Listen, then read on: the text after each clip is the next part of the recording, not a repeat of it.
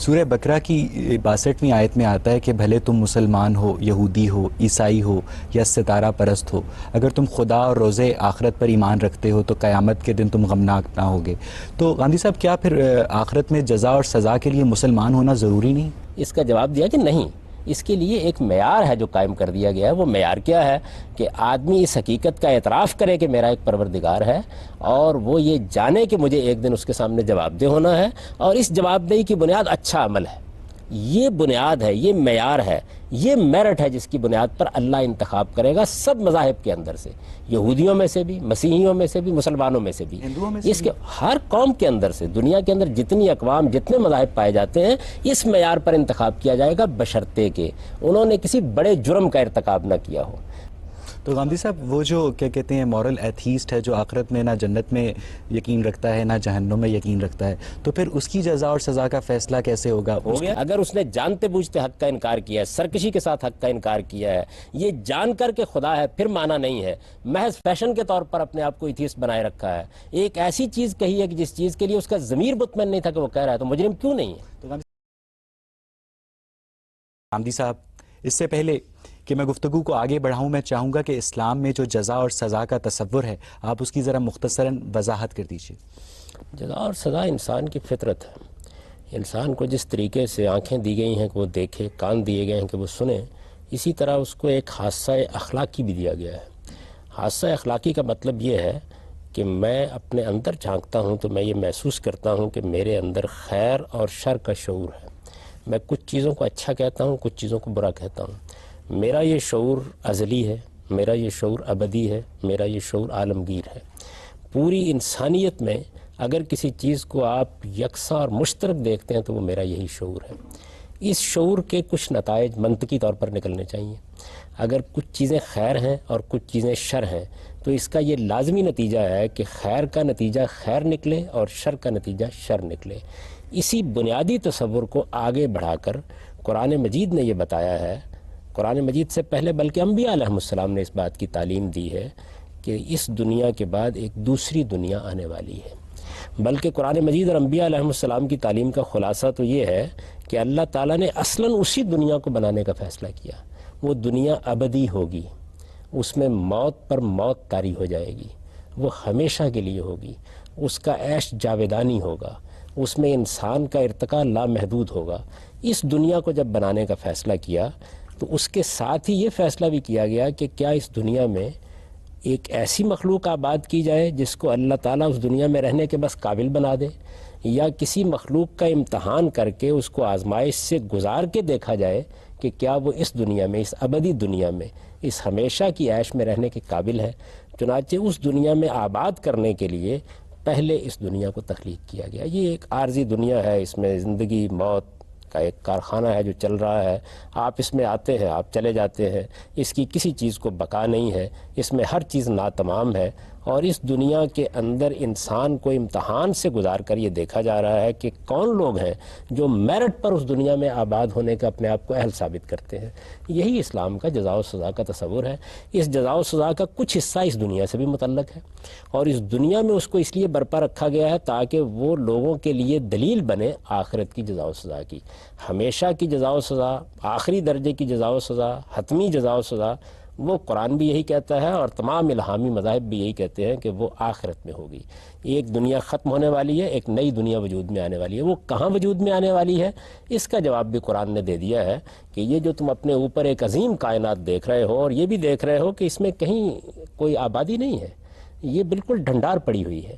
اس کو اسی لیے رکھا گیا ہے کہ یہ اصل میں اس پوری دنیا کا ملبہ ہے، اسی کو جمع کیا جائے گا۔ قرآن مجید کے الفاظ یہ ہیں کہ یوم تبدل الارض غیر الارض والسماوات، اسی زمین و آسمان کے ان سیاروں، ستاروں، کہکشانوں کو جمع کر کے ہم ایک نئی دنیا وجود میں لائیں گے جس کے اپنے آسمان ہوں گے، جس کی اپنی زمین ہوگی، اور پھر سب لوگوں کو ہم اٹھائیں گے اور اٹھا کر ان کا حساب کتاب کریں گے اور اس دنیا میں ان کو آباد کر دیں گے۔ گویا میرٹ پر ایک دنیا آباد کی جائے گی، اور اس میرٹ کا خلاصہ ایک لفظ میں کیا ہے، وہ یہ ہے کہ کس نے اپنے آپ کو زیادہ سے زیادہ پاکیزہ بنایا ہے۔ اس کو قرآن اپنی اصطلاح میں تزکیہ کہتا ہے، کس نے کتنا پیوریفائی کیا ہے اپنے آپ کو۔ جبلتوں کی اور عقل کی کشمکش میں اس کا فیصلہ ہر موقع کے اوپر کیا رہا ہے۔ اگر وہ پاکیزگی کا فیصلہ ہے تو اس کے لیے جنت ہے، اور اگر وہ آلودگی کا فیصلہ ہے تو اس کے لیے جہنم ہے۔ تو مختصر لفظوں میں یہ خلاصہ ہے قرآن مجید اور انبیاء علیہ السلام کے تصور جزا و سزا۔ حمید صاحب، سورہ بنی اسرائیل میں کہا گیا کہ ہم نے اس بات کا فیصلہ کر لیا ہے کہ قیامت سے پہلے ہم کفار کی ہر بستی کو ہلاک کر دیں گے۔ تو اگر جزا اور سزا کا فیصلہ قیامت سے پہلے ہی ہو جائے گا تو پھر یہ آخرت میں جزا اور سزا کیا ہے؟ ایک جزا و سزا ہے وہ ہے جو فرد کو ہوگی، یعنی میں بحیثیت فرد اپنے اعمال کے نتائج قیامت میں دیکھوں گا، آپ بحیثیت فرد اپنے اعمال کے نتائج قرآن مجید یہ کہتا ہے کہ آخرت میں دیکھیں گے۔ ایک قوموں کی جزا و سزا ہے، وہ اسی دنیا میں ہو رہی ہے۔ قوموں کی جزا و سزا کے معاملے میں قرآن مجید کے الفاظ یہ کہ ام من قریۃ الا نحن مہلکوها اور معذبوها قبل یوم القیامہ، کہ ہم نے ایک طرف سے دنیا کی قوموں کو شروع کیا ہے، ہم ان کا انتخاب کرتے ہیں، ان کا انتخاب کرنے کے بعد ان کو امتحان سے گزارتے ہیں، اور پھر ہر بستی کے لیے ہلاکت اور عذاب کا یہی فیصلہ ہو جاتا ہے، اور قیامت سے پہلے پہلے دنیا کی ساری قومیں اس راستے سے گزر جائیں گی۔ یعنی قوموں کی جزا و سزا اس دنیا میں ہو رہی ہے، وہ خود اس بات کی دلیل ہے کہ جزا و سزا کا قانون ابدی ہے، جزا و سزا کا قانون اٹل ہے، جزا و سزا کا قانون حتمی ہے، اس لیے کہ افراد کی جزا و سزا کو تو مؤخر کیا گیا ہے قیامت پر، قوموں کے لیے یہی دنیا محشر ہے۔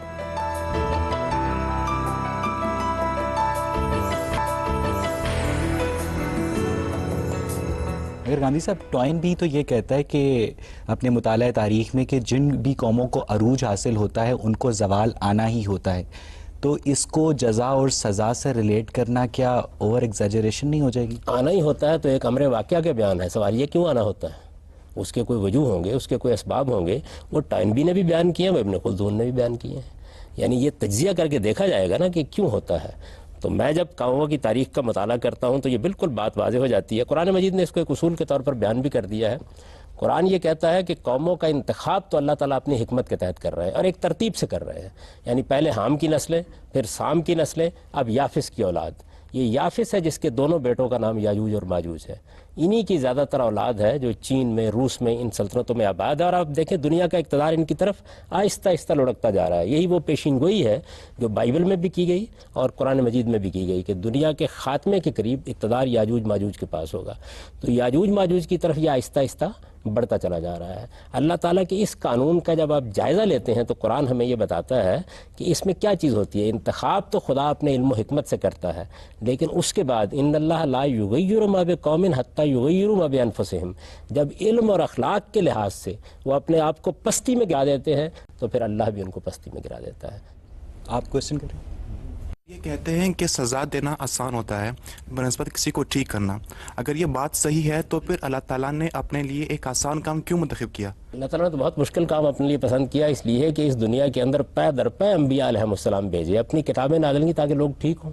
ان کے ٹھیک کرنے کے لیے اتنے اسباب پیدا کیے، ان کو ضمیر دیا، ان کو گرد و پیش کی تعلیم دی، ان کو اچھا ماحول دیا، ان کو ایک خاندان دیا، ان کو دنیا کے اجتماعی ضمیر کے سامنے جواب دے رکھا، فلسفی اور حکماء پیدا کیے، علماء اخلاق پیدا کیے، اور انسانوں کے اندر سے ایسے غیر معمولی لوگ اٹھے کہ جو مسلسل یہی کام کر رہے ہیں۔ آپ یہ دیکھیے کہ دنیا کے اندر لوگوں کو ٹھیک کرنے کے جتنے اسباب پیدا کیے گئے ہیں وہ بڑے غیر معمولی ہیں۔ اس کے باوجود اگر انسان ٹھیک ہونے کے لیے تیار نہ ہو تو خدا کے پاس پھر ایک ہی راستہ رہ جاتا ہے، اور وہ یہ کہ وہ اختیار چھین لے، لیکن اس نے چونکہ انسان کو بنایا ہی اس طرح ہے کہ اسے اختیار دیا ہے، تو اختیار کا مطلب یہ ہے کہ پھر خدا مداخلت نہیں کرتا ہے خاص دائرے کے باہر، انسان اپنے آزادانہ فیصلے کرتا ہے اور وہ کر رہا ہے۔ گاندھی صاحب، آپ نے اختیار کی بات کی، لاسٹ ٹائم بھی آپ نے محدود اختیار کا لفظ استعمال کیا تھا، یہ وضاحت طلب ہے نہ۔ میں اس میں یہ سمجھ پاتی ہوں کہ محدودیت کتنی ہے اور آزادی کتنی ہے۔ اگر میں یہ سمجھ لوں کہ میں نے ایک ایکٹ برا کیا ہے اور وہ خدا کے نالج میں نہیں ہے تو پھر اس سے الٹیمیسی از چیلنجڈ، لیکن اگر میں مان لوں کہ نالج میں ہے اور پھر بھی مجھے دانستہ طور پر کھلا چھوڑ دیا گیا ہے کہ میں وہ ایکٹ کر لوں، تو اس کا مطلب ہے کہ نالج از ویسٹڈ۔ آپ کی پہلی بات کا جواب یہ ہے کہ ایک اختیار کا دائرہ وہ ہے جو میرے اس وجود سے متعلق ہے، مجھے کیسی شکل و صورت ملنی تھی، مجھے کہاں پیدا ہونا تھا، میرے والدین کون ہونا تھے، مجھے کس قوم میں پیدا کیا جانا تھا، اس میں تو میرا کوئی اختیار نہیں ہے، آپ کا بھی کوئی اختیار نہیں ہے، اس کا فیصلہ بنانے والے نے کر دیا ہے، وہ جو بھی ہے۔ اب اس کے بعد میرا ایک اخلاقی وجود ہے، یعنی ایک طرف تو میرا ایک طبعی وجود ہے نا، جس کے تحت مجھے ایک جسم دیا گیا ہے، مجھے ایک قوم دی گئی ہے، مجھے ایک ملک دیا گیا ہے، میرے کچھ والدین ہیں، میرے کچھ اعزاء و اقربا ہیں، میری کچھ صلاحیتیں ہیں جو مجھے دی گئی ہیں. ایک میرا اخلاقی وجود ہے. اصل میں اختیار کا دائرہ اس اخلاقی وجود سے متعلق ہے. اس وجہ سے اللہ تعالیٰ یہ نہیں پوچھیں گے قیامت کے دن کہ تمہاری شکل و صورت کیسی تھی، یہ نہیں پوچھیں گے تمہارے والدین کیسے تھے، تمہیں فلاں بیماری کیوں آ گئی. وہ یہ پوچھیں گے کہ تمہارے اخلاقی وجود کے جو تقاضے تمہارے ضمیر کے اندر رکھ دیے گئے تھے، تم نے ان کا کیا جواب دیا ہے. تو قرآن مجید نے اس کو متعین کر دیا. بالکل دیکھیے، میں بڑی آسانی کے ساتھ یہ سمجھ لیتا ہوں کہ میرے اخلاقی وجود کی حد کہاں ختم ہو جاتی ہے اور کس جگہ سے میری طبعی مجبوریاں شروع ہو جاتی ہیں. میں کہاں جبلتوں کا پابند ہوں اور کہاں مجھے عقلی اختیار حاصل ہے. آپ کے سوال کے دوسرے حصے کے بارے میں یہ گزارش کروں گا کہ یہ جو اختیار مجھے دیا گیا ہے اور جس اختیار کو میں استعمال کرتا ہوں، خدا کے علم میں یقیناً ہوتا ہے کہ میں کیا استعمال کروں گا، لیکن کیا علم میں ہوتا ہے؟ یہ علم میں ہوتا ہے کہ یہ اپنے اختیار سے اس کو استعمال کرے گا. ظاہر ہے کہ اگر خدا کے علم میں کوئی چیز نہ ہو تو پھر خدائی کیا ہوا؟ اور اختیار اس نے دیا ہے تو اختیار دینے کے بعد یہ آزادی بھی دی ہے کہ میرے اندر کوئی ایسی چیز نہیں رکھ دی کہ جو میرے اختیار کے اوپر قدغن لگا دیتی ہے. میں اس کو استعمال کرتا ہوں. اور دیکھیے بات یہ ہے کہ اس میں ہمیشہ یہ کہا کرتا ہوں کہ کسی فلسفی سے پوچھنے کی ضرورت نہیں ہوتی، ہم روز یہ فیصلہ کرتے ہیں. دلچسپ بات یہ ہے کہ جیسے ہی مذہب پہ گفتگو ہوتی ہے تو یہ سارے سوالات پیدا ہو جاتے ہیں. روز ہم کیا کر رہے ہیں؟ ساری دنیا قائم ہی جزا و سزا کے اصول پر ہے. روز آپ میرٹ کے فیصلے کرتے ہیں، میرٹ کی ذرا سی خلاف ورزی ہو جائے تو چیخ اٹھتے ہیں. روز ظلم کو ظلم قرار دیتے ہیں اور عدل کو عدل کہتے ہیں. ہیروشیما اور ناگاساکی پر اگر ظلم توڑا جاتا ہے تو کوئی انسانی ضمیر بھی اس کا دفاع کرنے کے لیے تیار نہیں ہوتا. لیکن اگر کوئی انسان دوسروں کے ساتھ احسان کا، نوازش کا، محبت کا رویہ اختیار کرتا ہے تو ہر آدمی اس کی تحسین کرتا ہے. حال یہ ہے کہ ہمارا اخلاقی شعور اتنا قوی ہے، اتنا غیر معمولی ہے کہ ہم کم تولتے ہیں، ہم نقب لگاتے ہیں، ہم قتل کرتے ہیں، ہم جھوٹ بولتے ہیں. یہ کبھی پسند نہیں کرتے کہ کوئی ہمارے گھر میں نقب لگائے، کبھی پسند نہیں کرتے کہ کوئی ہمیں کم تول کر دے دے، کبھی پسند نہیں کرتے کہ کوئی ہمیں ملاوٹ کر کے کھلا دے. یہ خود ہمارے ضمیر کی گواہی ہے کہ ہم اپنے لیے کسی برائی کو کبھی پسند نہیں کرتے. تو خیر اور شر کا ایک بڑا غیر معمولی ہمارے اندر شعور موجود ہے. اس کی بنیاد پر اللہ تعالیٰ معاملہ کر رہا ہے اور اللہ تعالیٰ تو بعد میں کرے گا. انسان بھی اسی بنیاد پر معاملہ کر رہا ہے. یعنی دنیا بھی اسی پر چل رہی ہے، عدالتیں اسی پر قائم ہیں، حکومتیں اسی پر قائم ہیں، جد و جہد اسی پر ہوتی ہے، انقلابات کے دعوے اسی بنیاد پر کیے جاتے ہیں. آج بھی گفتگو ہم اسی بنیاد پر کرتے ہیں. یہ تصورات ختم ہو جائیں تو دنیا میں ابلاغ کا، کمیونیکیشن کا رشتہ ہی ختم ہو جائے. یعنی پھر اس کے بعد ہر ظلم جو ہے وہ عدل قرار پا جائے اور ہر عدل کے لیے ظلم کا نام رکھ دیا جائے. گاندھی صاحب، ہم دیکھتے ہیں کہ جو جزا اور سزا کا تصور ہے وہ ڈائریکٹلی مورل ویلیوز سے ریلیٹڈ ہے، مگر ساتھ ہی جب ہم تاریخ کا مطالعہ کرتے ہیں تو ہمیں پتہ چلتا ہے کہ بڑے بڑے آرٹسٹ، شاعر اور سائنسدان جیسے لیونارڈو ڈا ونچی، ورڈزورتھ اور ابن سینا جیسے لوگ، رازی جیسے لوگ، یہ لوگ مورل ویلیوز کی کوئی خاص پابندی نہیں کرتے تھے. تو کیا جزا اور سزا کے خوف سے مورل ویلیوز کی پابندی کرنے سے انسان کی کریٹو سیلف متاثر ہوتی ہے؟ آپ اس کو جزا و سزا کا خوف کیوں کہتے ہیں؟ یعنی مورل ویلیوز میرے وجود کا حصہ ہیں. انسان کی حیثیت سے میرا نام انسان اسی لیے ہے کہ میرے پاس کچھ مورل ویلیوز ہیں. مجھ سے اگر یہ مورل ویلیوز آپ چھین لیں، یہ میرا حادثہ اخلاقی اگر کند ہو جائے، جس طرح آنکھ اندھی ہو جاتی ہے اسی طرح یہ حادثہ اخلاقی بھی اگر دیکھنا بند کر دے تو اس کے بعد مجھ میں اور جانور میں فرق کیا رہ جاتا ہے؟ میرے اور جانور کے درمیان بنیادی فرق ہی یہی ہے کہ میں چیزوں کے خیر و شر کا فیصلہ کرتا ہوں.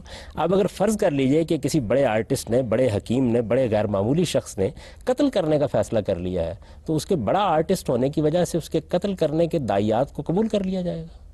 اگر اس نے لوگوں کو دھوکہ دینے کا فیصلہ کر لیا ہے، آپ یہ دیکھیے یہ بڑے بڑے لوگ ہیں، سائنسدان ہیں، حکماء ہیں، فلسفی ہیں، ان کی ذاتی زندگی کا بعض اوقات مطالعہ کیجئے تو اتنی بھیانک اور اتنی خوفناک ہوتی ہے کہ آدمی محسوس کرتا ہے کہ یہ انسان تھے. تو کیا ان کے یہ سارے جرائم معاف کر دیے جائیں؟ میڈیکل سائنس تو یہ بھی کہتی ہے نا کہ بہت ساری جو بیماریاں ہوتی ہیں جیسے شوگر ہوتا ہے، یہ نسل در نسل منتقل ہوتی ہیں. تو ایک آدمی اگر نسل در نسل منتقل ہونے والی بیماری کے نتیجے میں ہائپر ٹینشن کا مریض ہے اور وہ غصے میں آ کر کسی کو قتل کر دیتا ہے تو کیا ہم اس کو قصوروار ٹھہرائیں گے؟ قرآن مجید نے اس کا بڑا 2 لفظوں میں جواب دے دیا، اور وہ یہ ہے کہ جس وقت آپ مجبور ہوتے ہیں کسی کام کو کرنے کے لیے یا غلطی سے کوئی کام کرتے ہیں تو وہ قابل مواخذہ نہیں ہوتا. یعنی جب آپ کوئی ایسا کام کرتے ہیں جس میں آپ کا ارادہ ہے، جس میں آپ کی نیت ہے، جس کے پیچھے کوئی محرکات نہیں تھے، دنیا میں بھی یہی ہوتا ہے. آپ دیکھیے کہ جب کوئی آدمی اپنے دفاع میں مثال کے طور پر قتل کرتا ہے تو نوعیت مقدمہ اور ہوتی ہے. جب وہ اشتعال میں آ کے اس طرح کوئی اقدام کرتا ہے تو نوعیت مقدمہ اور ہوتی ہے. لیکن کیا اشتعال میں آنے کو لائسنس بنا دیا جائے؟ کہا تو یہی جائے گا نا کہ قتل ایک جرم ہے، ہر حال میں ایک جرم ہے، اس کو جرم رہنا چاہیے۔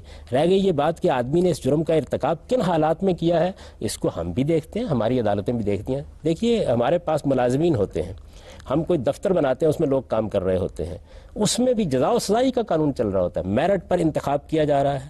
آدمی نے غلطی کی ہے تو اس کو سزا دی جا رہی ہے، اگر اس نے کوئی اچھا کام کر دیا اسے ریوارڈ دیا جا رہا ہے۔ تو اصل میں جزا و سزا اتنی فطری چیز ہے کہ یہ دلچسپ بات ہے کہ جس وقت اس کا ذکر پوری انسانیت کی جزا و سزا کے لیے کیا جاتا ہے تو بہت سے سوالات پیدا ہوتے ہیں، بہت سی انگلیاں اٹھتی ہیں، حالانکہ روز ہم یہی کر رہے ہوتے ہیں۔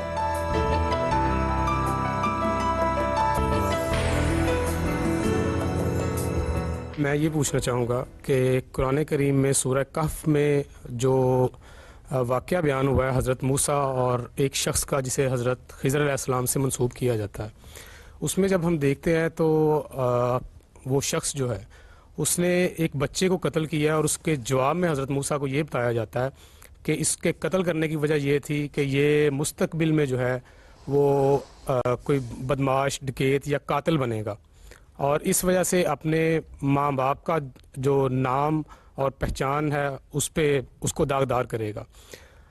باقی کے جو واقعات ہیں، دیوار کا گرانا اور کشتی میں جو ہے وہ سوراخ کرنا، اس کو بھی اگر دیکھا جائے تو ایسا لگتا ہے کہ جیسے اچھائی یا برائی جو ہے یہ پہلے سے ڈٹرمنڈ ہے، اور اگر یہ پہلے سے ڈٹرمنڈ ہے تو پھر جزا اور سزا کیسی؟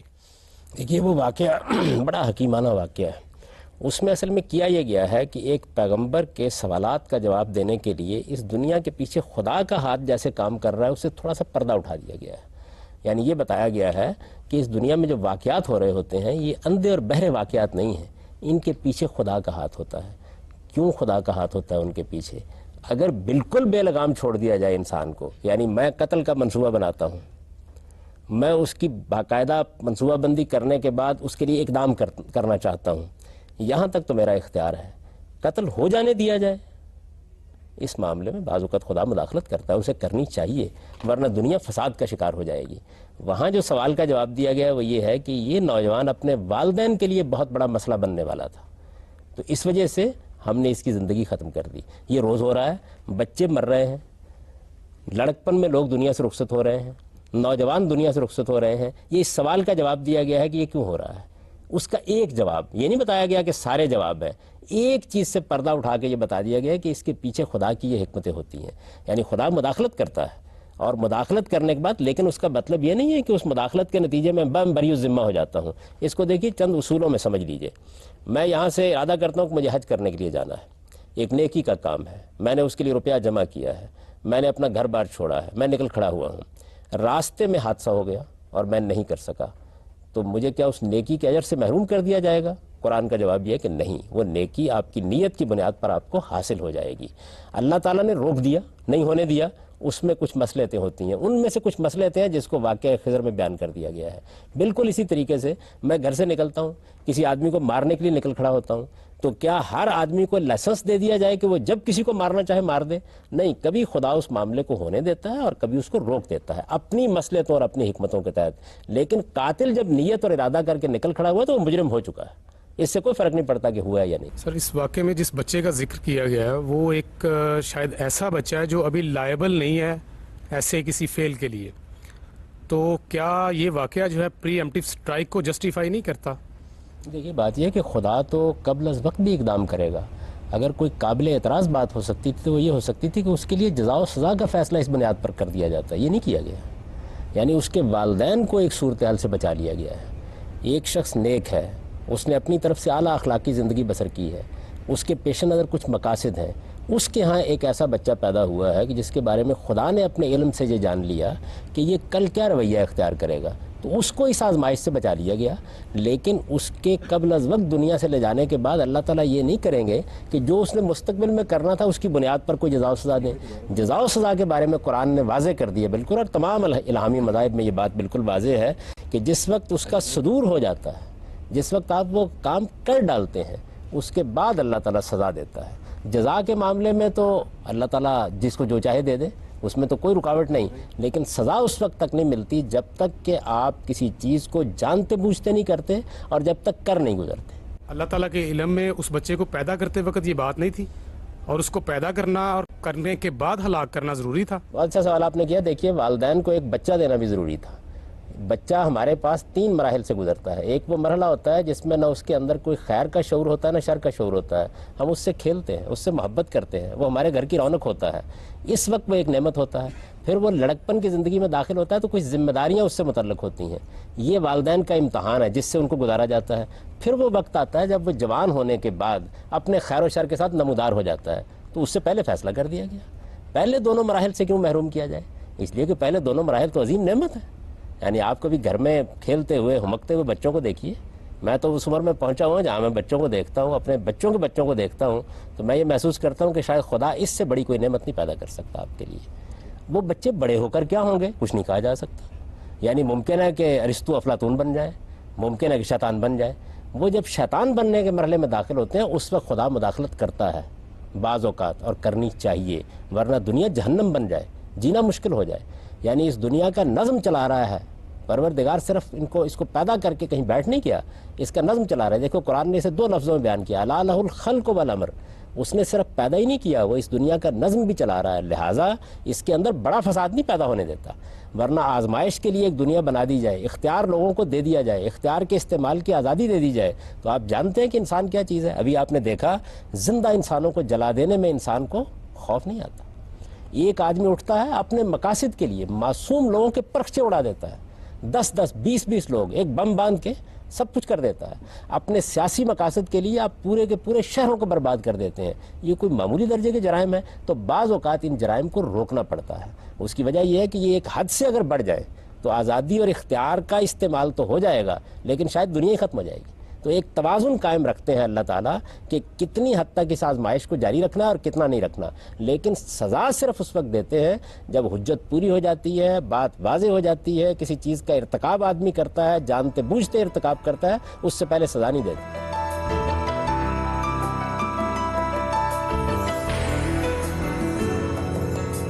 کاملی صاحب, سورہ بقرہ کی 62ویں آیت میں آتا ہے کہ بھلے تم مسلمان ہو, یہودی ہو, عیسائی ہو یا ستارہ پرست ہو, اگر تم خدا اور روز آخرت پر ایمان رکھتے ہو تو قیامت کے دن تم غمناک نہ ہوگے. تو گاندھی صاحب, کیا پھر آخرت میں جزا اور سزا کے لیے مسلمان ہونا ضروری نہیں؟ دیکھیے جزا و سزا کے لیے یا دنیا میں جو امتحان برپا کیا گیا ہے اس کے لیے ایک میرٹ بنایا گیا نا, وہ وہی ہے جو آپ نے بیان کر دیا. وہاں اللہ تعالیٰ نے, اور یہ قرآن مجید کا کمال ہے, دیکھیے آپ کے کسی مذہبی کتاب میں آپ کو یہ آیت نہیں ملے گی. یہ 2 جگہ قرآن نے دہرائی ہے. ایک سورہ بقرہ جس کا آپ نے حوالہ دیا, پھر بالکل چند الفاظ کے فرق کے ساتھ بین ہی اسی مدعا کو بیان کرتے سورہ مائدہ میں یہ آیت دہرائی گئی ہے. دونوں جگہ اللہ تعالیٰ نے اس سوال کا جواب دیا ہے کہ کیا دنیا میں اللہ تعالیٰ نے جو مذاہب کی تقسیم کر ڈالی ہے, یعنی ظاہر بات ہے کہ اس نے موقع دیا, اس کے نتیجے میں کچھ لوگ مسیحی ہو گئے, کچھ مسلمان ہو گئے, کچھ ہندو ہو گئے, کچھ اور مذاہب کے پیرو ہو گئے, کچھ لوگوں نے مذہب کو اس بنیاد پر مانا ہی نہیں, کسی دوسری بنیاد پر مانا. تو یہ سوال پیدا ہوا کہ کیا ان مذاہب کی تقسیم کے لحاظ سے جنت اور دوزخ کے فیصلے ہوں گے؟ اس کا جواب دیا کہ نہیں. اس کے لیے ایک معیار ہے جو قائم کر دیا گیا ہے. وہ معیار کیا ہے کہ آدمی اس حقیقت کا اعتراف کرے کہ میرا ایک پروردگار ہے, اور وہ یہ جانے کہ مجھے ایک دن اس کے سامنے جواب دہ ہونا ہے, اور اس جواب دہی کی بنیاد اچھا عمل ہے. یہ بنیاد ہے, یہ معیار ہے, یہ میرٹ ہے جس کی بنیاد پر اللہ انتخاب کرے گا سب مذاہب کے اندر سے, یہودیوں میں سے بھی, مسیحیوں میں سے بھی, مسلمانوں میں سے بھی, اس کے ہر قوم کے اندر سے. دنیا کے اندر جتنی اقوام, جتنے مذاہب پائے جاتے ہیں, اس معیار پر انتخاب کیا جائے گا بشرطے کہ انہوں نے کسی بڑے جرم کا ارتکاب نہ کیا ہو. مثال کے طور پر دیکھیے, ایک آدمی مسلمان ہے, وہ اللہ کو بھی مانتا ہے, قیامت کے دن کو بھی مانتا ہے, اچھا عمل بھی کر رہا ہے, عمومی زندگی بہت اچھی ہے. ایک آدمی کو بے گناہ قتل کر ڈالتا ہے, یہ ایک بڑا جرم ہے نا. تو یہاں جرائم نہیں بیان کیے بلکہ پازیٹیو میرٹ بیان کر دیے. اب ہو سکتا ہے کہ ان ساری اچھائیوں کے ساتھ اگر ایک آدمی نے قتل کر دیا ہے تو پھر اس کو مجرم گردانا جائے اور اس کی سزا اس کو ملے. چنانچہ دیکھیے قرآن مجید نے یہ بیان کر دیا کہ قتل ایک ایسا جرم ہے, اگر کسی بے گناہ کو آپ نے قتل کر دیا ہے تو یہ پوری انسانیت کا قتل ہے, اور اس کی سزا ابدی جہنم ہے. تو اس کے معنی یہ ہوئے کہ جرائم یہاں بیان نہیں ہوئے. انہی جرائم میں سے ایک جرم یہ بھی ہے کہ آپ پر یہ بات واضح ہو گئی کہ کوئی خدا کا سچا پیغمبر آیا ہے, آپ نے جان لیا کہ وہ خدا کا پیغمبر ہے, اور یہ جاننے کے بعد آپ نے اس کا انکار کر دیا. اب یہ اتنا بڑا جرم ہے کہ اس پر یہ ساری کی ساری چیزیں ختم ہو جائیں گی. پازیٹیولی تو یہی بات ہے, یعنی قیامت کے دن ایسے یہودی ہوں گے کہ جنہوں نے جانتے بوجھتے محمد رسول اللہ کا انکار نہیں کیا, ایسے مسلمان ہوں گے جنہوں نے جانتے بوجھتے کسی حقیقت کو نہیں جھٹلایا, اور وہ حقیقت ایک بدیہی حقیقت ہے، ایک واضح حقیقت ہے، ایک مانی ہوئی حقیقت ہے، لیکن ان کو غلطی لگ گئی، غلط فہمی میں پڑے رہے، بات نہیں پہنچی ان تک۔ کتنے لوگ ہوں گے دنیا میں اس وقت جن تک رسالت میں آپ صلی اللہ علیہ وسلم کی دعوت نہیں پہنچی، جن کو معلوم ہی نہیں کہ قرآن خدا کی کتاب ہے، جن تک بات پہنچائی نہیں گئی۔ تو اس وجہ سے ایک چیز ہے کہ پازیٹیولی کیا میرٹ ہے بیان کریں گے نا آپ ایجابی طور پر، تو وہ 3 چیزیں ہیں: خدا پر ایمان، قیامت کے دن پر ایمان، اور اچھا عمل۔ اس کے بعد جرائم ہے، اگر آپ نے ان جرائم میں سے کسی جرم کا ارتکاب نہیں کیا تو آپ کے لیے جنت کا وعدہ ہے، اور وہ وعدہ یہودی سے بھی ہے، وہ نصرانی سے بھی ہے، وہ مسیحی سے بھی ہے، وہ یہودی سے بھی ہے۔ جو جزا اور سزا ہمیشہ کے لیے ہوتی ہے، ابدی ہوتی ہے، کیا اس کی اہمیت ختم نہیں ہو جاتی؟ اور کیا ایک محدود مدت کے گناہوں کی سزا، کیونکہ دنیا میں ہم ایک محدود مدت کے لیے آئے ہیں، لامحدود مدت کے لیے دی جا سکتی ہے؟ آپ نے 2 لفظ استعمال کیا نا، جزا بھی اور سزا بھی۔ دیکھیے بات یہ ہے کہ جزا ابدی ہے، تو اس کا مطلب یہ نہیں ہے کہ اس کے اندر آپ کے لیے تنوع اور جدت ختم ہو جائے گی۔ میں ہمیشہ لوگوں کو یہ کہتا ہوں کہ جس پروردگار نے ایک عارضی دنیا بنائی ہے، مجھے اور آپ دونوں کو معلوم ہے کہ اس کا نتیجہ موت ہے، ہم میں سے ہر ایک کو معلوم ہے۔ قیامت کو آپ مانے نہ مانے، موت کا تو انکار نہیں کر سکتے، وہ آ رہی ہے، اس کے بارے میں 2 رائے نہیں ہو سکتی۔ 60-70 سال کی زندگی ہے، جانتے ہیں کہ یہ بیماریوں میں بھی ہمیں مبتلا کر سکتی ہے، اس کے اندر نشے فراز بھی آ سکتے ہیں، اس کے اندر ناکامی اور کامیابی بھی آ سکتے ہیں، اس کے باوجود اتنی دلچسپی اس کے اندر پیدا کر دی ہے جس کی کوئی حد نہیں۔ تو سوال یہ ہے کہ جو پروردگار ایک عارضی دنیا میں یہ دلچسپی پیدا کر سکتا ہے، آپ کے خیال میں ابدی دنیا کو آپ کے لیے بوریت کا شکار کر دے گا؟ یہ نہیں ہو سکتا۔ تو وہاں بھی آپ کے لیے تنوع ہوگی، جدت ہوگی، وہاں بھی ایک نئی دنیا ہوگی۔ مثلا قرآن نے اس کی مثال دی ہے کہ اس دنیا کے اندر تو آپ ایک پھل کھاتے ہیں اور وہ پھل اپنے ذائقے کے ساتھ ہمیشہ ہمیشہ کے لیے موجود ہوتا ہے آپ کے پاس۔ وہاں یہ بتایا گیا ہے کہ آپ ایک ہی درخت کا پھل ایک بار کھائیں گے، اور جب دوسری بار کھائیں گے تو آپ یہ کہیں گے یہ اس سے ملتا جلتا تو ہے، لیکن اس میں ایک نئی جدت، نیا تنوع، نئی ندرت آ گئی ہے۔ تو جہاں پھل تک میں اللہ تعالیٰ یہ ملحوظ رکھ رہے ہیں کہ ایک مرتبہ آپ نے اس کو توڑا اور دوسری بار توڑا تو اس کے اندر عظیم فرق پیدا کر دیا، تو وہاں آپ کے اعمال افعال میں وہ معلوم نہیں کیا کر ڈالیں گے۔ رہا سزا کا معاملہ، تو دیکھیے ابدی سزا صرف ایک جرم میں بیان کی گئی ہے، اور وہ ہے سرکشی۔ سرکشی کا مطلب یہ ہے کہ کسی شخص نے یہ جان لیا کہ خدا ہے، یہ جان لیا کہ خدا کے پیغمبر آئے ہیں، یہ جان لیا کہ اعلیٰ اخلاقیات کیا ہیں، اس کے بعد جانتے بوجھتے سرکشی کے ساتھ خدا کے مقابل کھڑے ہو کر اپنے آپ کو کسی بڑے فساد میں مبتلا کر لیا۔ صرف ان لوگوں کی سزا، اور باقی سارے گناہوں کی ابدی سزا نہیں ہے؟ ایسا نہیں ہے، یہ قرآن وہ نے لوگ بیان اپنی کیا۔ حصے کی سزا کاٹ کے جنت میں آ جائیں گے؟ دیکھیے بات یہ ہے کہ بہت سے لوگ ہوں گے کہ جن کے جزا و سزا کے معاملات کو دیکھا جائے گا اور یہ معلوم ہو جائے گا کہ ان کے یہاں نیکی کا پلڑا بھاری ہے، تو ان کے لیے تو پہلے ہی فیصلہ کر دیا۔ جو اپنے جو سرکشی نہیں کر رہے، دوسرے جرائم کر رہے ہیں اور اس کی سزا جہنم میں کاٹ رہے ہیں، نہیں، اس میں بھی تو توازن پہلے دیکھا جائے گا نا، یعنی پہلے قرآن مجید نے یہ بیان کیا ہے کہ آپ کے جرائم بھی دیکھے جائیں۔ سرکشی کی جو سزا ہے وہ ہمیشہ کے لیے، باقی ساری سزائیں ہمیشہ کے لیے نہیں ہیں۔ ایسا ہی ہے، قرآن مجید تو نے پھر اسی طرح وہ بیان اپنے کیا۔ حصے کی سزائیں کاٹ کے جنت میں آ جائیں گے؟ دیکھیے 2 طرح کے لوگ ہوں گے نا، ایک وہ لوگ ہوں گے کہ جن کے جو جرائم آپ کے سامنے آئے ہیں، جن کو آپ جرائم کہتے ہیں، جو قابل سزا ہیں، ان کے مقابلے میں ان کی نیکی، ان کا اخلاق، ان کا کردار، ان کی سیرت کی بہتری بہتر ہے۔ اچھا، کچھ دوسرے لوگ ہوں گے کہ جن کے جرائم ذرا بھاری پڑ رہے ہوں گے، تو وہ ظاہر ہے کہ سزا پائیں گے، کچھ تو دیر کی سزا پائیں گے، اور سزا کے کئی مدارج بیان ہوئے ہیں۔ یعنی کچھ لوگ وہ ہوں گے کہ جن کے لیے میدان حشر کے اندر کچھ دیر روک رکھنا ہی سزا بن جائے گا، کچھ لوگ ایسے ہوں گے کہ جن کے لیے جہنم کے کسی اوپر کے طبقے میں لے جانا ہی سزا بن جائے گا۔ وہ کہتے ہیں نا all is well that ends well، جب ساری جنت میں پہنچ جائیں گے تو جس زیادہ کام اچھے کام کر کے جنت میں پہنچے گا، اور جو کم اچھے یہ بھی اصل میں ایک رشوت ہے جو انسان اپنے دل و دماغ کو دے لیتا ہے۔ دیکھیے بات یہ ہے کہ آپ کو 10 منٹ کے لیے آگ میں ڈال دیا گیا یا ہمیشہ کے لیے ڈال دیا گیا، کوئی معمولی بات ہے؟ رزلٹ تو اس وجہ سے خدا کا خوف کرنا چاہیے۔ ظاہر ہے کہ جرائم کے لحاظ سے ہوگا۔ یہ کیسے ہو سکتا ہے کہ ایک شخص نے سرکشی کا طریقہ اختیار کیا اور ایک سے غلطی ہو گئی ہے؟ اچھا، پھر غلطیوں کے بارے میں دیکھیے قرآن مجید نے کیا بات کہی ہے۔ یعنی جزا کے معاملے پر تو کوئی اعتراض ہی نہیں ہے، سزا کے معاملے کو دیکھو کیسے بیان کیا ہے۔ پہلی بات یہ بیان کی ہے کہ بڑے بڑے جرائم ان کی فہرست الگ ہے، چھوٹی غلطیاں بھی ہوتی ہیں، تو فرمایا کہ اگر تم بڑے بڑے جرائم سے اپنے آپ کو بچائے رکھتے ہو تو نکفر عنکم سیئاتکم، چھوٹے گناہ ہم ویسے ہی معاف کر دیں گے، ایک بات۔ اچھا، دوسری بات دیکھیے کیا کہی۔ دوسری بات یہ کہی کہ اگر کوئی آدمی جذبات سے مغلوب ہو کر بڑے سے بڑے گناہ کا ارتکاب کر لے اور گناہ جیسے ہی ہو جائے فوراً میری طرف لوٹ آئے، اللہ تعالیٰ کہتے ہیں کہ اگر وہ میری طرف فوراً لوٹ آئے تو میں نے اپنے اوپر لازم کر رکھا ہے کہ اسے معاف کر دوں گا۔ تو دیکھیے معافی، عفو، درگزر، یہ تو اتنا زیادہ ہے جس کی کوئی حد نہیں۔ قرآن مجید کے بارے میں یہ تاثر ہو گیا یا الہامی مذاہب کے بارے میں، وہ تو جنت کی بشارت دے رہی ہیں انسان کو، عفو درگزر کی بشارت دے رہی ہیں، تو فرمایا معاف کر دوں گا۔ اچھا، اس کے بعد مزید دیکھیے، یہ بتایا کہ اگر کوئی جرم ہوا ہے لیکن غلطی سے ہو گیا، یعنی انسان کی نیت نہیں تھی، انسان کا ارادہ نہیں تھا، جیسے قتل خطا ہو جاتا ہے، اس طرح کوئی جرم ہو گیا تو فرمایا اس پر میں مواخذہ ہی نہیں کروں گا۔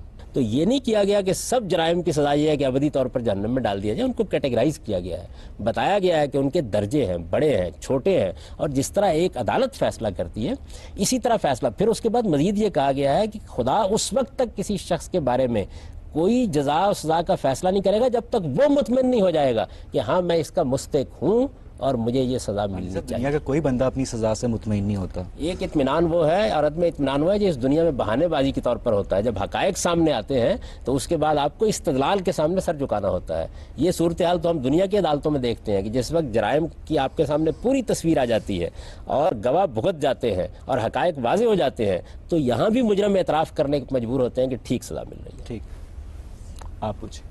سر پچھلے دنوں ایک عورت نے زندگی سے تنگ آ کر اپنے بچوں کے ساتھ ٹرین میں نیچے آ کر خودکشی کر لی۔ جس طرح کہتے خودکشی تو حرام ہے، تو کیا آخرت میں اس کے لیے بھی سزا ہے؟ دیکھیے، جرائم کی سزا جب بیان کی جاتی ہے تو اس میں یہ چیز مضمر ہوتی ہے کہ حالات دیکھے جائیں گے۔ قرآن مجید نے جو دنیوی سزائیں بیان کی ہیں ان میں بھی حالات کی رعایت ملحوظ رکھی ہے۔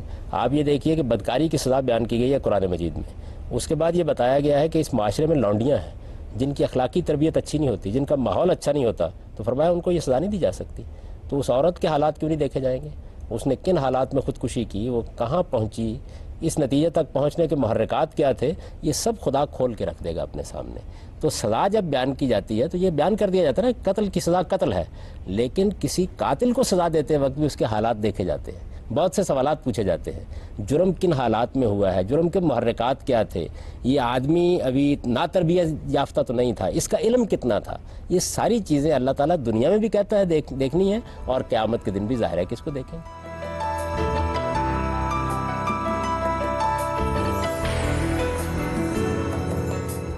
اگر انسان کو دنیا میں اس کی اخلاقی اور روحانی تکمیل کے لیے بھیجا گیا ہے تو ایک ایتھیسٹ، جو اچھا ایتھیسٹ، مورل ایتھیسٹ، جو کسی کے جو میجر کرائم ہے وہ نہیں کرتا، کسی کا حق نہیں مارتا، کسی کو لوٹتا نہیں ہے، جھوٹ نہیں بولتا، اور وہ سب کچھ جنت کے لالچ یا جہنم کی خوف سے نہیں کرتا، تو کیا وہ سارے مسلمانوں سے بہتر نہیں ہے؟ کیونکہ وہ ان کیا کہتے ہیں خوف سے یا لالچ کے بغیر ہی ایک اچھا انسان ہے۔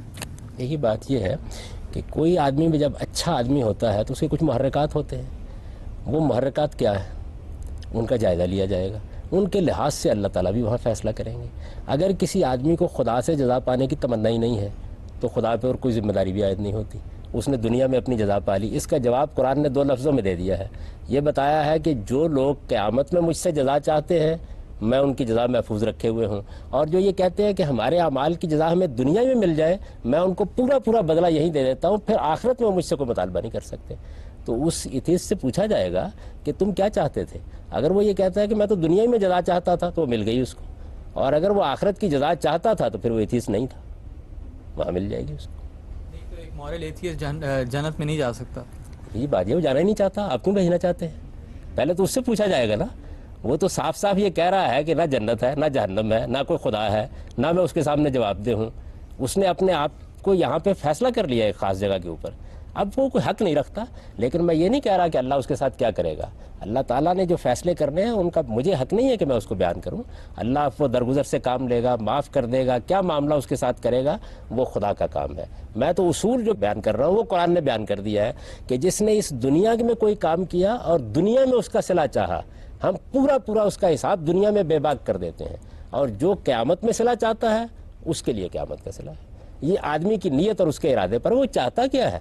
دلچسپ بات یہ ہے کہ وہ تو نہیں چاہتا کہ اس کو وہاں جزا ملے، آپ کہتے ہیں کہ اس کو جزا ملنی چاہیے۔ تو یہ پہلے اس کو فیصلہ کرنا ہے، وہ یہ فیصلہ کر لے وہ یہاں چاہتا ہے یا وہاں چاہتا ہے۔ دیکھیے 2 دنیایں ہیں، آپ چاہیں تو سب کچھ یہاں لے لیں اور آپ چاہیں تو قیامت میں لے لیں۔ تو گاندھی صاحب، وہ جو کیا کہتے ہیں مورل ایتھیسٹ ہے جو آخرت میں نہ جنت میں یقین رکھتا ہے نہ جہنم میں یقین رکھتا ہے، تو پھر اس کی جزا اور سزا کا فیصلہ کیسے ہوگا؟ ہو گیا یہاں پہ اس کی صورتحال کا جائزہ لیا جائے گا نا۔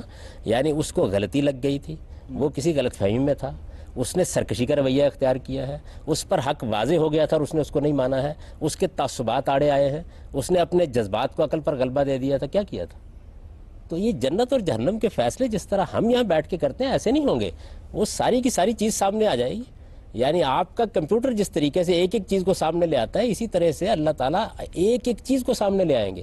ان محرکات کی بنیاد پر فیصلہ ہوگا. اگر اس نے جانتے بوجھتے حق کا انکار کیا ہے، سرکشی کے ساتھ حق کا انکار کیا ہے، یہ جان کر کے خدا ہے، پھر مانا نہیں ہے، محض فیشن کے طور پر اپنے آپ کو ایتھیسٹ بنائے رکھا ہے، ایک ایسی چیز کہی ہے کہ جس چیز کے لیے اس کا ضمیر مطمئن نہیں تھا کہ وہ کہہ رہا ہے، تو مجرم کیوں نہیں ہے؟ تو غامدی صاحب اگر ایک مورل ایتھیسٹ پوری ایمانداری کے ساتھ سمجھتا ہے کہ آخرت میں جزا اور سزا نہیں ہے اور وہ اپنی اسی تصور حق کے مطابق عمل درآمد بھی کرتا ہے دنیا میں، تو کیا وہ آخرت میں سزا کا حقدار ہوگا؟ پوری ایمانداری آپ کا فتویٰ ہے. سوال یہ ہے کہ پوری ایمانداری کے ساتھ یہ فیصلہ کانشیسنس کے ساتھ وہ بلیو کرتا ہے کہ میں عرض کر رہا ہوں کہ اگر فرض کر لیجئے کہ کسی آدمی نے پوری ایمانداری کے ساتھ، اس کا مطلب کیا ہے؟ اس کا مطلب یہ ہے کہ اس نے سرکشی نہیں کی، اس نے جانتے بوجھتے حق کا انکار نہیں کیا، اس کو واقعی غلطی لگی ہے. تو میں نے آپ کو یہ بتا دیا کہ اس کے بارے میں تو خدا نے قرآن مجید میں واضح کر دیا کہ وہ کسی غلطی پر مواخذہ نہیں کرے گا. مواخذہ اس وقت کرے گا جب جانتے بوجھتے حق کا انکار کیا گیا ہے، جانتے بوجھتے کسی گناہ کا ارتکاب کیا گیا ہے. یہ جس کو آپ نے پوری ایمانداری سے بیان کیا، اول تو یہ دنیا میں کہیں پائی نہیں جاتی، لیکن اگر پائی جائے گی تو خدا ضرور رعایت کرے گا اس کی. مگر غامدی صاحب یہ پوری ایمانداری بلیورز کے لیے تو پائی جاتی ہے نا، وہ کہتے ہیں کہ وہ پوری ایمانداری کے ساتھ ایمان رکھتے ہیں، تو اسی طرح نان بلیورز بھی پوری ایمانداری کے ساتھ ایمان نہیں یہ بھی رکھتے. ضروری نہیں ہے. دیکھیے بے شمار بلیورز ہیں جن کو یہ پتہ ہی نہیں ہوتا کہ وہ کیا مان رہے ہیں، جن کا شعور ہی نہیں ہوتا کہ انہوں نے کس کو مانا، کس کو بلیورز کی بات کر. اب شعوری بلیورز آپ نے شرط لگا دی نا، تو اسی طرح وہاں بھی یہ ضروری ہے کہ سزا اس کو ملے گی جس پر حق واضح ہو گیا، جس نے بات کو سمجھ لیا اور سمجھنے کے باوجود محض اپنے جذبات سے مغلوب ہو کر، اپنی خواہشات سے مغلوب ہو کر، اپنے تعصبات سے مغلوب ہو کر، اپنی انانیت کی وجہ سے اس کو نہیں مانا. یعنی اللہ تعالیٰ نے سزا کے لیے یہ شرائط رکھی ہوئی ہیں اور ان کو بیان کر دیا ہے. یہ بیان کیا ہے کہ اصل میں استکبار ہے، تکبر ہے جو جہنم میں جانے کا باعث بنے گا. اور اس کو بڑی خوبصورت تشبیہ سے بیان کیا ہے کہ اونٹ سوئی کے ناکے میں داخل ہو سکتا ہے لیکن کوئی مستکبر جنت میں نہیں داخل ہو سکتا. تو اصل میں جنت کا دروازہ بند کس کے لیے ہے؟ وہ مستکبرین کے لیے بند ہے. مستکبرین کون ہوتے ہیں؟ حق واضح ہو گیا، بات سمجھ میں آ گئی، دل و دماغ مطمئن ہو گئے، لیکن کوئی انانیت آڑے آئی اور آپ نے اس کو ماننے سے انکار کر دیا. خدا اپنے تجزیے کے نتیجے میں یہ سب کچھ سامنے نمایاں کر دے گا. اب بالفرض تھوڑی دیر کے لیے مان لیجئے کہ کسی آدمی کو واقعی غلطی لگ گئی، دیانتداری کے ساتھ غلطی لگ گئی، تو میں نے آپ کو عرض کر دیا کہ قرآن مجید نے جو اصول بیان کیے ہیں جزا و سزا کے، اس میں یہ بیان کر دیا کہ اگر کسی کو واقعی غلطی لگی ہوئی ہے تو اللہ تعالیٰ اس واقعی غلطی پر مواخذہ نہیں کرے گا. یہ الگ بحث ہے کہ خدا کے بارے میں واقعی غلطی لگ بھی سکتی ہے یا نہیں لگ سکتی. مجھے یہ بتائیں سر کہ جو روح ہے اس کو سزا جو ہے وہ ملتی ہے مرنے کے بعد یا جسم کو سزا ملتی ہے؟ انسان اور جانور دونوں دو مرحلے ہیں. یعنی جس وقت آپ دنیا سے رخصت ہوتے ہیں تو آپ کا جسم یہاں رہ جاتا ہے، اس وقت آپ کی جو اصل شخصیت ہے اس کو آپ روح کہیے، اس کو آپ نفس کہیے، قرآن نے اس کے لیے نفس کا لفظ استعمال کیا ہے. جو آپ کی اصل شخصیت ہے اس کے ساتھ معاملہ کیا جاتا ہے. قیامت میں اللہ تعالیٰ کہتے ہیں کہ دوبارہ جسم دے کر اس اصل شخصیت کو پھر ایک مرتبہ اسی طریقے سے جیسے کہ وہ یہاں ہے اٹھا دیا جائے گا. پھر جزا و سزا ظاہر ہے کہ جسم کو بھی ہوگی اور انسان کی اصل شخصیت کو بھی ہوگی، لیکن یہ جسم کو جزا و سزا ہوگی یہ بھی اصل میں ایک تعبیر ہے جو ہم اختیار کر لیتے ہیں، ورنہ اصل میں تو وہ شخصیت ہی ہے جس کو سزا و سزا. دنیا میں بھی یہی ہوتا ہے. ہم جب کسی کو مارتے ہیں، پیٹتے ہیں یا کوئی اس کو تعذیب کرتے ہیں تو اس وقت بھی انسان کی وہ شخصیت ہے جس کو جزا و سزا ہو رہی ہوتی ہے. جسم کا معاملہ تو یہ کہ کاٹ کے الگ کر دیجئے تو وہ جزا سزا کی ہر کیفیت سے بالکل بالاتر ہو جاتا ہے. لیکن قیامت میں یہ بتا دیا گیا ہے کہ جسم دیا جائے گا، یعنی آپ اس جسم کے ساتھ دوبارہ اٹھائے جائیں گے. مرنے کے بعد البتہ جو زمانہ گزارتا ہے انسان وہ بالکل ایسے ہی ہے جس کی مثال ہماری نیند ہے. یعنی نیند کے عالم میں ہمارا جسم بے حس ہو جاتا ہے اور ہماری جو اصل شخصیت ہے وہ زندہ اور بیدار ہوتی ہے اور بہت سے مشاہدات سے گزر رہی ہوتی ہے. ایسے ہی قیامت تک وہ گزرتی رہے گی. ناظرین، اگر آخرت میں جزا اور سزا پہ ایمان نسل انسانی کو مقصد حیات عطا کرنے کے لیے ضروری ہے تو پھر انسان کی مجبوری ہے کہ یا تو وہ خود کو فرشتوں سے برتر ثابت کرے اور واجب جزا ہو، اور یا خود کو شیطان کا پیروکار بنا کے راندہ درگاہ ہو. جزا اور سزا کے موضوع پہ ہمارے شرکاء اور غامدی صاحب کے مابین یہ گفتگو ابھی جاری ہے، لیکن آج کے لیے ہم اس گفتگو کو بھی یہی روکتے ہیں. اگلے پروگرام میں ہم اس موضوع کے مزید کچھ پہلوؤں پہ گفتگو کریں گے. تب تک کے لیے مجھے اور پروگرام غامدی کی پوری ٹیم کو اجازت دیجیے. خدا حافظ. خالق کی تلاش میں روشنی اور اندھیروں میں بھٹکتا مسافر انسان، ابھی اسے اور کتنا سوچنا ہے. اگر فنون لطیفہ کا مقصد صرف انسان کی جمالیاتی حس کو تسکین پہنچانا ہے تو پھر مذہب کا اس پر اعتراض ٹھیک ہے کہ نہیں؟ تمام واقعات اگر فطری اسباب کے تحت ہی صادر ہوتے ہیں تو پھر ستاروں کی گردش قابو میں رکھنے والا کوئی خدا है कि नहीं? अभी इसे और कितना खोजना है? मजहब तब्दील नहीं होता, अमर की कोई हकीकत है कि नहीं? अभी इसे किस किस को पूजना है? अगर दीन का मकसद मौत के बाद सिर्फ जन्नत का हुसूल है तो आज की अमली जिंदगी में इसका कोई असर है कि नहीं? मेरे सारे कॉम्प्रोमाइजेस, मेरी सारी अखलाकियात, मेरी सारी इबादत आखिरत में सिर्फ अल्फाज ही रह गए तो इसकी ये जुस्तजू खत्म होगी कभी? गामदी। अस्सलाम वालेकुम नाज़रीन, प्रोग्राम गामदी के साथ आपका मेज़बान हाज़िर खिदमत है। पिछले प्रोग्राम में हमने जज़ा और सज़ा से मुतल्लिक जिस गुफ्तगू का आगाज़ किया था, आज हम उस पर अपने शुरका और मोहतरम जावेद अहमद गामदी के माबैन गुफ्तगू को मज़ीद आगे बढ़ाएंगे और देखेंगे कि जज़ा और सज़ा का तसव्वुर हमारी ज़िंदगियों पे अमली तौर पर किस तरह असरअंदाज होता है। अगर एक मुसलमान रोज़े आखिरत जज़ा और सज़ा पे ईमान रखता है तो वो नेकी के कामों में तामुल क्यों करता है और बुराई से छुटकारा पाके सीधे रास्ते पर क्यों नहीं चलता? कहीं ऐसा तो नहीं कि वो थ्योरी और प्रैक्टिस के दाखिली तजाद का शिकार है। एक मगरबी सहाफ़ी ने लिखा कि जब मैं पाकिस्तान गया तो मुझे हर जगह मुसलमान नज़र आए लेकिन इस्लाम कहीं नज़र नहीं आया, और जब मैं फ्रांस गया तो मुझे हर जगह इस्लाम नज़र आया मगर मुसलमान कहीं नज़र नहीं आए। आज हम मुसलमानों में इस्लाम की शऊरी असास की इसी नापुख्तगी पे जज़ा और सज़ा के हवाले से गुफ्तगू करेंगे। जी अगर आप कोई सवाल करना चाहते हैं तो पूछिए। सर, मेरा सवाल जज़ा और सज़ा के मजमूई फ़लसफ़े के बारे में है कि क्या ये फ़लसफ़ा दुनिया में मज़लूमों को उन पर जो जुल्म किया जा रहा है उस पर काने रखने के लिए नहीं है कि तुम्हारा हिस्सा आखिरत में है और तुम्हें आखिरत में अजर मिलेगा, और ज़ालिम क्या इसको इस तरह से इस्तेमाल नहीं कर सकते जैसे मार्क्सिस्ट का नज़रिया है कि गरीबों को काने रखने के लिए और जो आखिरत में अजर का फ़लसफ़ा है वो इसलिए है? तो इसके बारे में आपकी क्या राय है? उन्होंने जज़ा और सज़ा के तसव्वुर का कभी कुरान मजीद की रोशनी में मुताला ही नहीं किया। जज़ा और सज़ा यहाँ भी होती है, इनफरादी सतह पर भी होती है, इज्तिमाई सतह पर लाजमन होती है। कौमों के साथ अल्लाह ताला और गिरोहों और जमातों के साथ यही मैशर बर्पा करके फ़ैसला कर रहा है। उसका एक हिस्सा वो है जो हतमी जज़ा और सज़ा की सूरत रखता है, वो क़यामत में होगी। कि अगर कोई आदमी ये कहता है कि मुझे दुनिया ही में सब कुछ दे दिया जाए तो अल्लाह ताला कहते हैं मैं यहीं उसके लिए सारा हिसाब चुका देता हूँ। तो इस वजह से जज़ा और सज़ा का तसव्वुर एक बड़ा जामे तसव्वुर है। क़यामत में वो अपनी हतमी, आखिरी और कतई सूरत में सामने आएगी, वरना दुनिया में भी हो रही है। दुनिया के अंदर भी इंसान कैफरे किरदार को पहुँच रहे हैं, और इनफरादी सतह पर तो बाज़ इंसानों को माफ़ कर दिया जाता है या उनका मामला आगे उठा रखा जाता है। इज्तिमाई सतह के ऊपर तो यही सारे मामला तय हो रहे हैं। कौमों के मामला, गिरोहों के मामला ये यही है। आप मुसलमानों को देख लीजिए, दुनिया में उनके अरूज को देखिए, अब उनके जवाल को देखिए। यही मामला दुनिया की सब कौमों के साथ होता है, और फिर जब कौमें गिरती हैं तो उसकी सज़ा अफराद भी भुगत रहे होते हैं। तो ये मामला यूँ नहीं है कि सिर्फ क़यामत ही पर इसको मौखर रखा गया है। जज़ा और सज़ा एक नहायत जामे तसव्वुर है जिसके कुछ हिस्से यहाँ बर्पा हो गए हैं और वो रोज़ हो रहे हैं, और कुछ हिस्से वो हैं कि जो क़यामत पे मौखर। रिवायात में आता है कि जो जन्नत है उसमें हर बंदा, जो मर्द और औरत है, वो 30 साल का ही होगा और कोई उसमें बच्चा नहीं होगा। तो क्या ये रिवायात ज़रा सवाल तलब है? फिर नहीं, देखिए बात यह कि दो अलग अलग बातें हैं।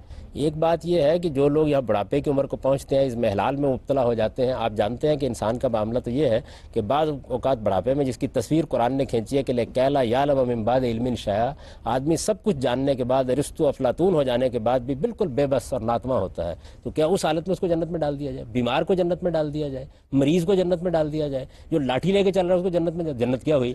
तो जवान लोग होंगे, और जवान का मतलब यह है कि अपने सारे आज़ा के साथ जिसमें कोई इज़्मेहलाल नहीं। इज़्मेहलाल के साथ अगर आप जन्नत में ले जाना चाहते हैं तो बड़ा मसला हो जाएगा। यहाँ पर तो कई लोग हैं कि बेचारे, हमने देखा बड़े बड़े नेकोकार लोग हैं, मरने से पहले सूरत हाल ये थी कि मफलूज हुए पड़े थे। तो आप कहें कि उसी सूरत में उनको जन्नत में डाल दिया जाए, तो हासिल क्या हुआ? नहीं, उनको तंदुरुस्त भी होना चाहिए, उनको जवान भी होना चाहिए, बल्कि जवान राना होना चाहिए। उनको उस उम्र को पहुँचना चाहिए जो उम्र उनकी बेहतरीन उम्र है, और उनकी सूरत शक्ल भी ऐसी होनी चाहिए कि जिसके अंदर कोई नक्स बाकी ना रहे।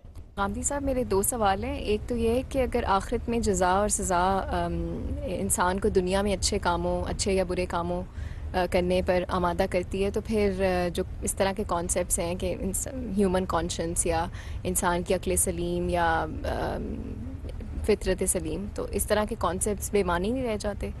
और तो दूसरा, हमने नहीं कहा ना, ये बात कुरान ने कही है ना इल्हामी मज़ाहिब ने कही है कि जज़ा और सज़ा आदमी को अच्छे काम करने पे आमादा करती है। ये तो नहीं कहा गया।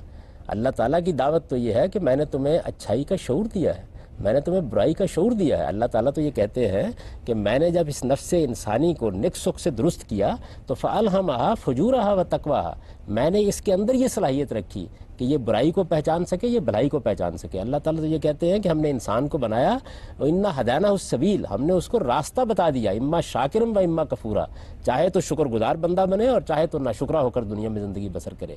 اللہ تعالیٰ یہ کہتے ہیں کہ میں نے تمہیں 2 آنکھیں دی ہیں، 2 ہونٹ دیے ہیں، 2 کان دیے ہیں، وَهَدَيْنَاهُ النَّجْدَيْنِ، اور دونوں خیر اور شر کے راستے سجائے ہیں۔ تو اللہ تعالیٰ نے یہ بات کہیں نہیں کہی کہ انسان صرف جزا و سزا کے خوف سے ایسا کرتا ہے۔ جزا و سزا ایک حقیقت ہے، اس دنیا کے اندر بھی ایک حقیقت ہے، قیامت میں بھی ایک حقیقت ہے۔ یہاں ہم سارے کام جزا و سزا کے خوف سے نہیں کرتے، لیکن بہرحال یہ بتایا جاتا ہے کہ اگر کسی نے جرم کا ارتکاب کیا تو عدالتیں موجود ہیں، وہ سزا دیں گی۔ ہم محض اس وجہ سے چوری نہیں کرتے، نہیں، ہمارے اندر ایک ضمیر موجود ہے، ہمارے اندر ایک انسانیت موجود ہے، ہمارے اندر ایک خیر و شر کا شعور موجود ہے، ہمارے اندر اپنی رفت کا ایک احساس موجود ہے، ہمارے اندر ایک انا موجود ہے کہ جو نیکی سے بھی تسکین پاتی ہے، ہمارے اندر نیکی کے لیے غیر معمولی محبت موجود ہے۔ یہ چیزیں جن کی وجہ سے ہم جرائم سے بچتے ہیں اور نیکی کرتے ہیں، لیکن جزا و سزا کا تصور اس کے ساتھ ملحق رکھا جاتا ہے۔ قرآن نے یہ کہیں نہیں کہا کہ لوگوں کو ڈراؤ تاکہ وہ جرم نہ کریں۔ ہمارا یہ کام نہیں ہے کہ ہم کسی کے جنت اور جہنم کا فیصلہ کریں، کسی کے بارے میں بھی ہمیں یہ نہیں کرنا، نہ یہاں کرنا ہے نہ آگے کرنا ہے، یہ خدا نے فیصلے کرنے، ہمارا کام اصول بیان کرنا ہے۔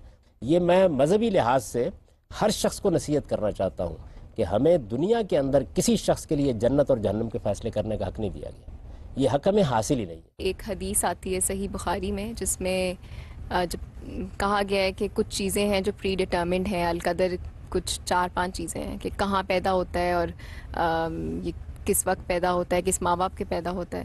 تو ایک جو اس میں سے چیز تھی وہ یہ تھی کہ جب فرشتہ آتا ہے 40 دن کے بعد اور بچہ بھی فارم ہو رہا ہوتا ہے، تو one of those things was کہ کیا وہ اچھا ہوگا یا برا۔ تو اس سے جزا اور سزا کا کانسیپٹ جیپرڈی میں نہیں پڑ جاتا کہ اگر پہلے سے پری ڈٹرمنڈ ہے۔ ہمیشہ قرآن کی روشنی میں دیکھنا چاہیے۔ قرآن مجید نے ان تمام معاملات کے اندر نہایت واضح طریقے پر اپنا مدعا بیان کر دیا ہے۔ ایک ہے اللہ کا علم، اللہ کا علم تو مستقبل کا بھی ہے، حال کا بھی ہے، ماضی کا بھی ہے۔ اس علم پر کوئی قدر نہیں لگائی جا سکتی، اس لیے کہ اگر اس کائنات کے خدا کو ہمارے کسی عمل کے کرنے کے بعد یہ پتہ چلے کہ یہ ہو گیا ہے تو کائنات کا نظم بالکل درم برم ہو جائے گا۔ اس کو مستقبل کا علم ہونا چاہیے، اس کے بغیر کائنات کو چلایا ہی نہیں جا سکتا، ورنہ تو یہ عظیم فساد میں مبتلا ہو جائے گی۔ تو ان روایتوں کے اندر بھی اصل میں جب راوی لوگ بیان کرتے ہیں تو بعض اوقات وہ پوری بات کو اس کے سیاق و سباق میں بیان نہیں کرتے، اس کو قرآن کی روشنی میں سمجھ لیا جائے۔ وہ علم الہی کا بیان ہے، یعنی اللہ تعالیٰ کا جو علم ہے ہمارے بارے میں وہ تو ہمیشہ سے ہے اور ہمیشہ رہے گا، لیکن وہ علم ہے کیا؟ یعنی اللہ کا علم جو ہے وہ یہ ہے کہ یہ آدمی اپنے اختیار سے آج فجر کی نماز پڑھنے کے لیے نہیں جائے گا، اپنے اختیار سے جانتے بوجھتے آج کم تولے گا، جانتے بوجھتے آج چوری کا ارتکاب کرے گا۔ یہ ہے اللہ کا علم، اور یہ علم ہونا چاہیے۔ اسی کو بیان کیا گیا اس روایت میں، بیان کرنے والوں نے اس طریقے سے بیان کر دیا ہے کہ اس سے بظاہر وہ تاثر پیدا ہوتا ہے جس کو آپ نے بیان کیا۔ اسی لیے یہ اصول ہے محققین کے نزدیک کہ ایسی تمام چیزیں جو ہمارے عقائد سے متعلق ہیں ان میں سب سے پہلے قرآن مجید کو دیکھنا چاہیے، پھر قرآن کی روشنی میں روایتوں کو سمجھنا۔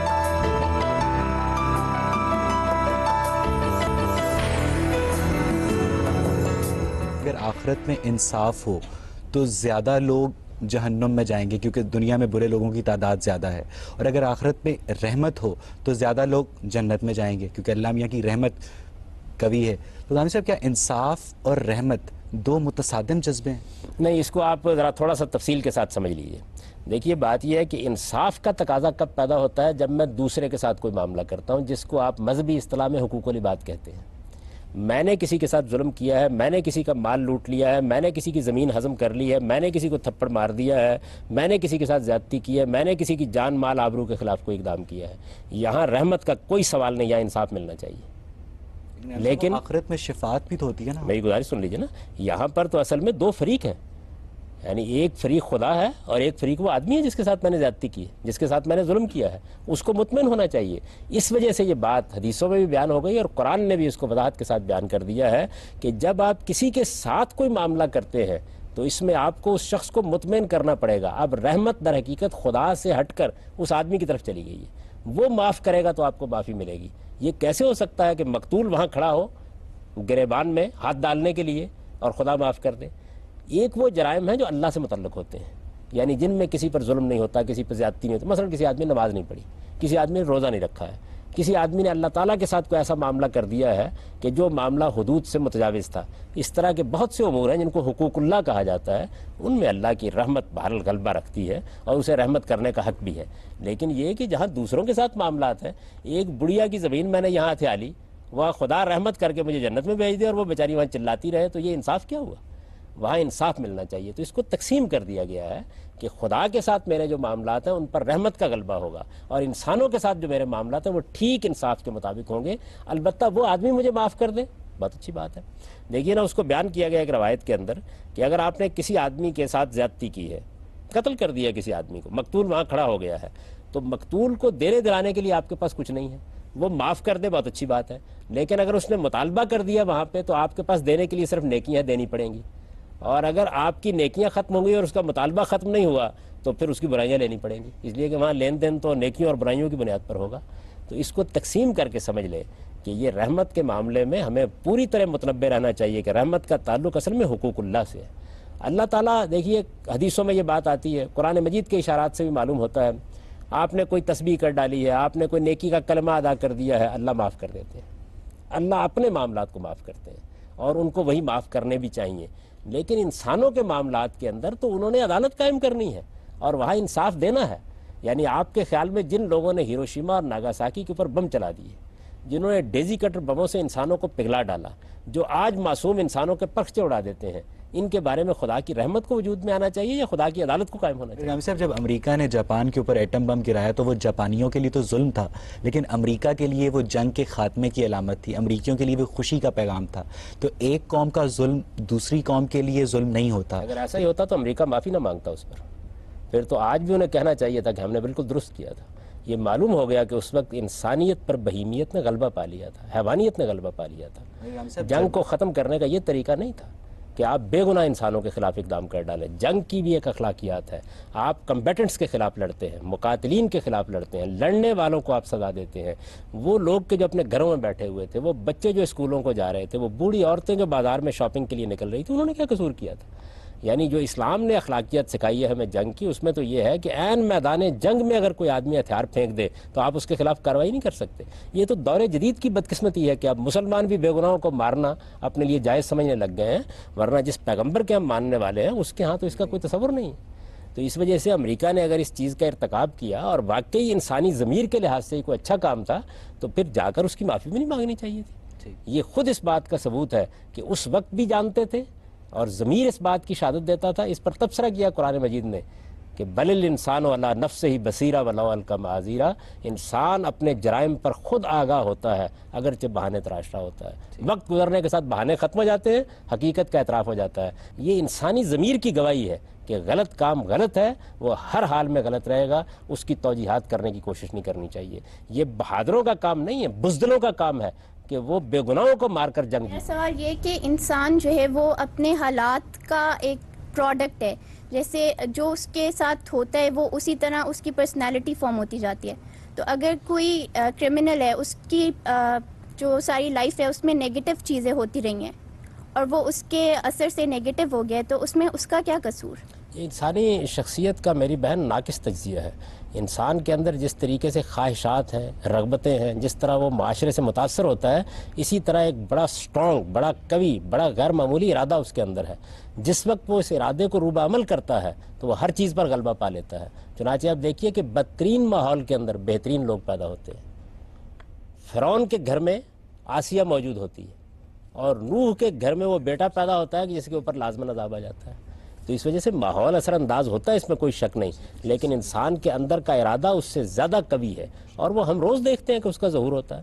آپ اپنی زندگی کا جائزہ لیں, ہم اپنی زندگی کا جائزہ لیں, ہم کہاں پیدا ہوئے تھے, ہمارے حالات کیا تھے, ہم نے کہاں سے نشو و نما پائی. اگر واقعتاً ماحول اسی درجے میں انسان کو بناتا ہے تو ہم میں سے کوئی بھی شاید آج یہاں نہ ہوتا جہاں ہم بیٹھے ہوئے ہیں. بے شمار مراحل سے گزرنے کے بعد انسان کے ارادے کے اندر بڑی قوت پیدا ہوتی ہے. اصل میں ارادے کو کمزور کرنے کا عمل ہے جو خود انسان کر لیتا ہے تو اس کے اندر کا چراغ بجھنا شروع ہو جاتا ہے, اس کے بعد پھر ماحول ہی ماحول رہ جاتا ہے. تو انسان کا تجزیہ کرنا چاہیے کہ انسان کیا ہے. انسان کے اندر ارادے کی اتنی بڑی قوت موجود ہے کہ جس کے نتیجے میں وہ بعض اوقات غیر معمولی کام کر ڈالتا ہے اور اپنے ماحول کے خلاف لڑ جاتا ہے. غامدی صاحب, یہاں سے ہم گفتگو کو مزید آگے بڑھائیں گے, مگر ناظرین اس سے پہلے وقت ہوا ایک چھوٹے سے بریک کا. حاضر ہوتے ہیں بریک کے بعد.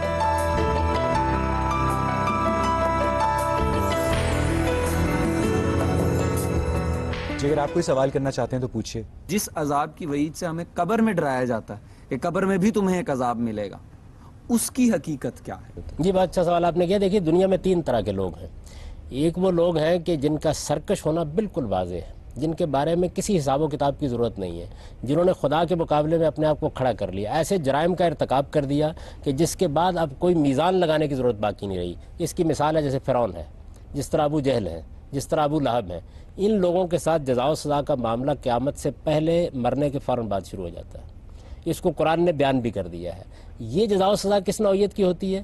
یہ جزا و سزا در حقیقت ایسے ہی ہوتی ہے جس طریقے سے آپ خواب میں سوئے ہوئے ہوتے ہیں تو آپ کے نفس کے اوپر مختلف احوال گزرنا شروع ہو جاتے ہیں. اس میں جسم نہیں دیا جاتا بلکہ آپ کا جو اصل شخصیت ہے آپ کی, جو جس کو نفس سے تعبیر کیا گیا ہے, اس کے ساتھ معاملہ ہوتا ہے. دوسری کیٹیگری ان لوگوں کی ہے کہ جن کا معاملہ نیکی میں بالکل واضح ہے, یعنی انہوں نے خدا کے لیے اپنی جان دے دی. انبیاء علیہ السلام ہیں جن کے بارے میں کسی حساب کتاب کا کوئی سوال نہیں, یعنی محمد رسول اللہ صلی اللہ علیہ وسلم کے لیے کیا حساب و کتاب ہونا ہے, مسیح علیہ السلام کے لیے کیا حساب و کتاب ہونا ہے. دنیا کے اندر صالحین کی بھی ایک پوری فہرست ہے. اسی کو بیان کیا قرآن نے شہداء کے بارے میں کہ ان کو مردہ مت کہو. ایک نوعیت کی زندگی ان کو دے دی گئی ہے جس کا تم شعور نہیں رکھتے اور ان کو اللہ کے ہاں سے رزق مل رہا ہے. تیسری کیٹیگری ہماری طرح کے لوگوں کی ہے جنہوں نے برائیاں بھی کی ہیں, جنہوں نے اچھائیاں بھی کی ہیں, جن کے معاملات ملے جلے ہیں. اب یہ دیکھنا ہوگا کہ اس میں کس چیز کا پلڑا بھاری ہے. ان کے بارے میں قرآن کہتا ہے کہ ان کو سلا دیا جاتا ہے, ان کے ساتھ کوئی معاملہ نہیں کیا جاتا. وہ قیامت میں اٹھائے جائیں گے, پھر میزان لگے گی, پھر حساب کتاب ہوگا, اس کے بعد ان کے لیے جو فیصلہ کرنا ہو. جن کے لیے اجر و ثواب ہے, جس طرح میں نے پہلی دونوں کیٹیگریز کے بارے میں بیان کیا, ان کے ساتھ بھی فرشتے یہ معاملہ کر رہے ہوں گے. جن لوگوں کو سلا دیا گیا ہے وہ قیامت میں اٹھیں گے اور وہاں ان کے ساتھ یہ سارا معاملہ ہو جائے. سوال یہ پیدا ہوتا ہے کہ what would be the business of God then when each and everything would have been decided. سزا بھی ہوگی, جزا بھی ہوگی, ایٹرنل ریسٹ مخلوق کا بھی ہو گیا, کیا وہ ایٹرنل ریسٹ خدا کا بھی ہو جائے گا؟ would he be inactive? یہ جو کچھ بیان کیا گیا ہمارے لیے بیان کیا گیا. ہم خدا کی مخلوقات میں سے ایک مخلوق ہیں. خدا کی دنیا ہم پر ختم نہیں ہو جاتی. اس نے تو اپنے بارے میں قرآن میں یہ کہا ہے کہ کل یومن ہوا فی شان, ہر آن وہ ایک نئی شان میں موجود ہوتا ہے.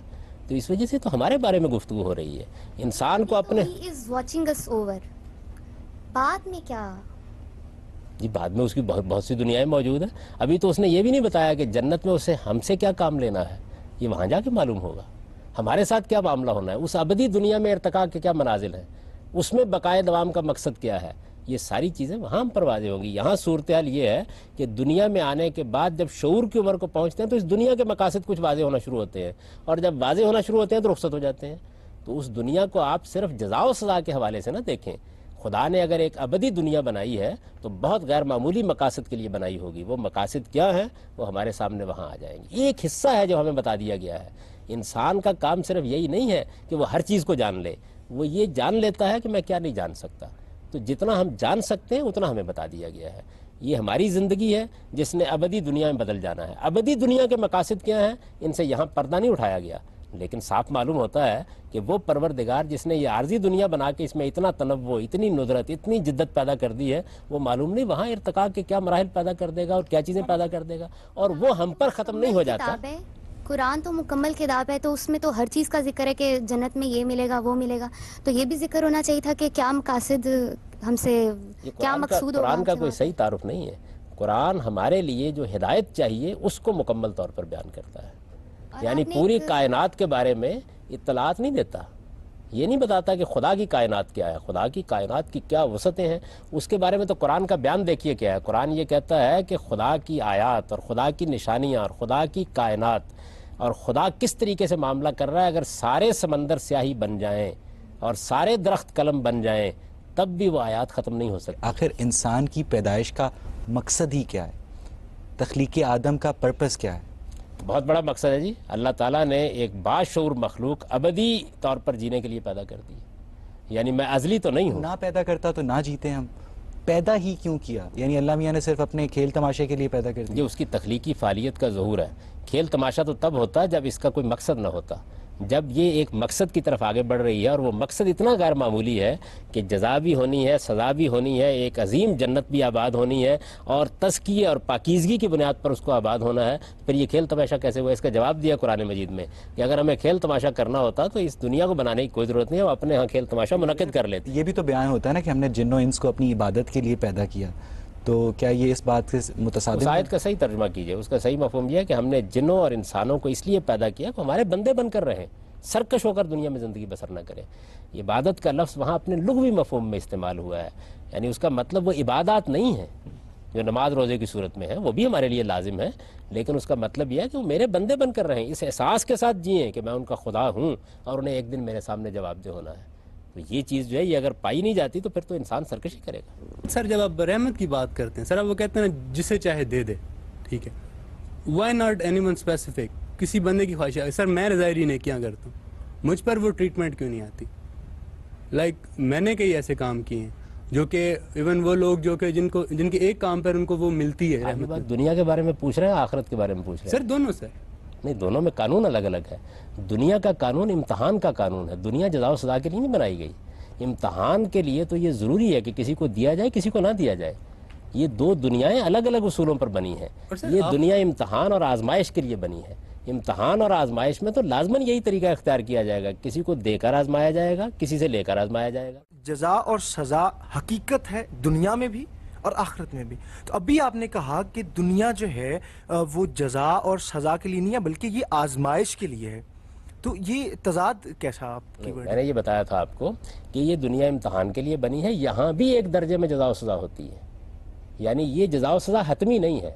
حتمی کا مطلب یہ ہوتا ہے کہ یہاں یہ نہیں ہے کہ مجھے لازماً سزا مل جائے گی اور جس نے اچھا کام کیا اسے لازماً جزا مل جائے گی۔ یہاں کتنے لوگ ہیں کہ جو بہت نیکی کرتے ہیں، بہت خیر کرتے ہیں، ساری زندگی انسانیت کی خدمت میں لگا دیتے ہیں اور دنیا کے اندر کوئی انہیں پوچھنے والا نہیں ہوتا۔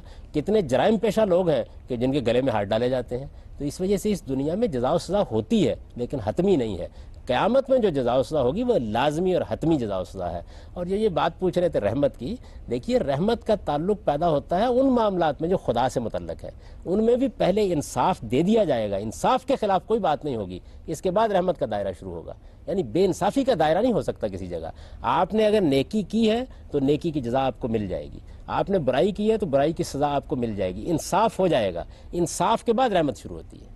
جو سر آخرت میں عاقبت میں سر جو رحمت ہوگی سر وہ بھی تو سر ایٹ رینڈم ہی ہوگی نا سر۔ آپ کہہ رہے ہیں سر کہ رب جو سا اس وقت بھی کسی کمپیریزن کی بیس پہ نہیں، اپنی خواہش پہ ایک بندے کو اجر دے دے گا یا رحمت نواز دے گا۔ آپ کیوں مایوس ہوتے ہیں؟ اللہ تعالیٰ تو کہتا ہے، اللہ تعالیٰ تو کہتا ہے کہ میرے بندوں بڑے سے بڑے جرم کا بھی ارتکاب کر لیا ہے تو میری رحمت سے مایوس نہ ہو، لا تقنطوا من رحمت اللہ۔ اور رحمت کا معاملہ یہ نہیں ہے کہ وہ ایٹ رینڈم ہوگی، اس کے بارے میں قانون بیان کیا گیا ہے کہ ان رحمت اللہ قریب من المحسنین۔ اصل میں آپ کا ایٹیچیوڈ ہے، آپ کا رویہ ہے جو اس رحمت کا آپ کو مستحق بنا دے گا۔ ایک چیز آپ کے اعمال ہوتے ہیں اور ایک آپ کا رویہ ہوتا ہے، دیکھیے اس میں بے شمار چیزیں ہوتی ہیں۔ بعض اوقات انسان اعمال اچھے کر رہا ہوتا ہے، نیت کیا ہے، محرکات کیا ہیں، کتنا صاف ہے، کتنی پاکیزگی ہے، خدا سے کتنا تعلق ہے، خدا کے ساتھ کتنا قریب ہو کر یہ معاملہ کر رہا ہے، کتنا خلوص ہے اس کے اندر۔ یہ بے شمار چیزیں ہیں جو رحمت کا مستحق کرتی ہیں۔ یہ یوں نہیں ہے جس طرح پرانے زمانے میں بیان کیا جاتا ہے کہ 10 فائلیں ادھر پڑی ہیں، 10 ادھر پڑی ہے، بادشاہ سلامت آئے انہوں نے کہا کہ ان کو جہنم میں ڈال دو، ان کو جنت میں بھیج دو۔ ایسا نہیں ہے، اس کے بھی قاعدے قانون ہیں۔ اس کو قرآن نے بیان کیا، بیان کرنے کے بعد یہ کہا ہے کہ میرے اوپر اعتماد رکھو، میں علیم و حکیم ہوں، اپنے علم اور حکمت کے خلاف بغیر کسی قاعدے کے کوئی کام کیسے کر دوں؟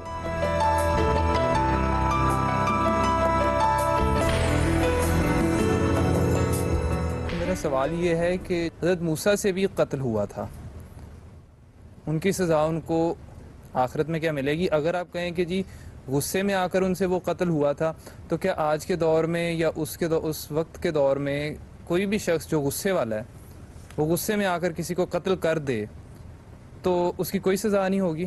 کیا قتل کرنے کی سزا غصے والے بندے کو بھی اس وجہ سے نہیں ملنی چاہیے کہ اس نے اتنا غصہ کیا کیوں، اس پر قابو کیوں نہیں پایا؟ اگر اس کو یہ کھلی چھٹی دے دی جائے کہ تم غصے والے ہو، غصے میں آ کے قتل کر دیا ہے، اس کی کوئی سزا نہیں، تو ممکن ہے وہ آئندہ زیادہ غصہ کرے گا۔ یہ غصے میں آگے یہ معاملہ نہیں ہوگا، وہ تو انصاف دلانے کے لیے کھڑے ہوئے اور جب ایک آدمی کو انہوں نے زیادتی کرتے دیکھا تو اس کو روکنے کے لیے اپنا ہاتھ آگے بڑھایا. اس کا نتیجہ یہ نکلا کہ اتفاق سے ایسا ہو گیا. یعنی یہ ایک قتل خطا تھا. یہ بالکل ایسے ہے کہ آپ گاڑی لے جا رہے تھے اور آپ اپنی طرف سے احتیاط کر رہے تھے لیکن ایکسیڈنٹ ہوا اور اس میں کوئی مارا گیا. تو اس کو قتل خطا کہتے ہیں. قتل عمد ہر حال میں مواخذے کی چیز ہے. یعنی جب آپ جانتے بوجھتے نیت سے ارادے سے یہ معاملہ کرتے ہیں, غلطی سے ایک معاملہ ہوا اور آپ دیکھیں دنیا میں اس کی سزا تو ان کو مل گئی. ان کو اپنا وطن چھوڑنا پڑا, بھاگنا پڑا وہاں سے, اور جس حالت میں وہ بھاگے اس کو قرآن نے بیان کیا ہے کہ جب وہ مدین میں پہنچے تو انہوں نے کہا کہ پروردگار آج میں ہر اس چیز کا محتاج ہوں, تو میرے اوپر نازل کر دے. 7-8 سال تک وہاں انہیں ایک بزرگ کی خدمت کرنا پڑی, اس کے بعد کہیں اپنے وطن واپس جانا نصیب ہوا.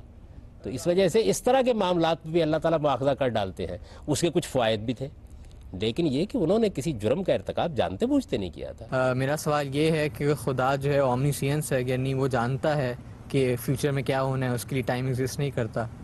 تو اس نے پھر انسان کو ٹرائل میں کیوں ڈالا؟ کیونکہ خدا اگر ماں ہے یا 70 ماہوں سے زیادہ پیار کرتا ہے تو ایسی ماں کون سی ہوگی جو اپنے بچے کو جانتے بوجھتے ایک ٹرائل سے گزارے اور سفرنگ اور پین سے گزارے؟ یہ پہلی بات تو یہ سمجھ لیجئے کہ اگر اللہ اپنے علم کی بنیاد پر فیصلہ کرتا تو جنت ہمارے لیے کوئی رفعت اور شان کی جگہ نہ ہوتی. یہ فیصلہ تو وہ فرشتوں کے بارے میں کیا ہی ہوئے ہے اور بہت سی مخلوقات کے بارے میں کیا ہوا ہے. ایک ایسی مخلوق جو اپنے استحقاق سے جنت کو پائے, اس رفعت اور اس شان کے ساتھ پائے, ایک امتحان سے گزرے اور کامیابی کا صلہ پائے. تو خدا نے ایسا ایکسپیریمنٹ یا ایسی ایک لیبارٹری جس کو ہم دنیا کہہ سکتے ہیں, اس کے اندر یہ سارا جس کو ہم کاسمک پلے کہہ سکتے ہیں وہ انیکٹ کیوں کیا, جس کے اندر لوگوں کو سفرنگ بھی کاز ہوئی, یا انسان کو سفرنگ سے کیوں گزارا جب یہ سب کچھ جو ہے وہ اوائڈ کر سکتا؟ یہ ایکسپیریمنٹ نہیں ہے. ایک ایسی مخلوق کو پیدا کرنا مقصود ہے جو اپنے استحقاق پر, اپنے عمل پر اور اپنے اعتماد پر کھڑی ہو کے خدا کی جنت میں داخل ہو سکے.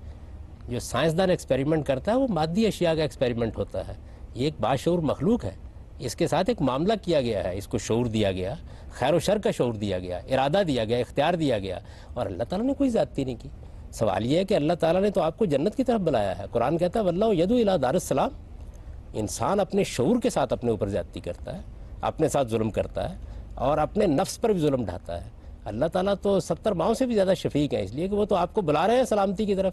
انہوں نے آپ کو شعور دے کر, اعتماد دے کر, آپ کو خیر و شر کا صحیح شعور بخش کر دنیا کی زندگی میں بھیجا, اور دنیا کی زندگی میں بھی سارے چیزیں آپ کو فراہم کر دیں جن کے ذریعے سے آپ صحیح نتائج تک پہنچ سکتے ہیں. تو اللہ تعالیٰ اگر یہ معاملہ نہ کرتے تو یہ تو اصل میں انسان اپنی توہین کر رہا ہے. یہ کہہ کے وہ یہ کہتا ہے کہ خدا اپنے علم کی بنیاد پر فیصلے سنا دیتا, میں آزمائش سے بھاگ رہا ہوں. یعنی آپ میدان میں اترتے ہیں, ماں بھی اتارتی ہے, معاشرہ بھی اتارتا ہے, بے شمار چیزوں کے بارے میں ہمیں معلومات ہوتی ہیں, لیکن انسان کو ہم ایک امتحان سے گزارنے کے بعد وہ اعتماد بخشتے ہیں اس کو تاکہ اس کی صلاحیتیں سامنے آئیں.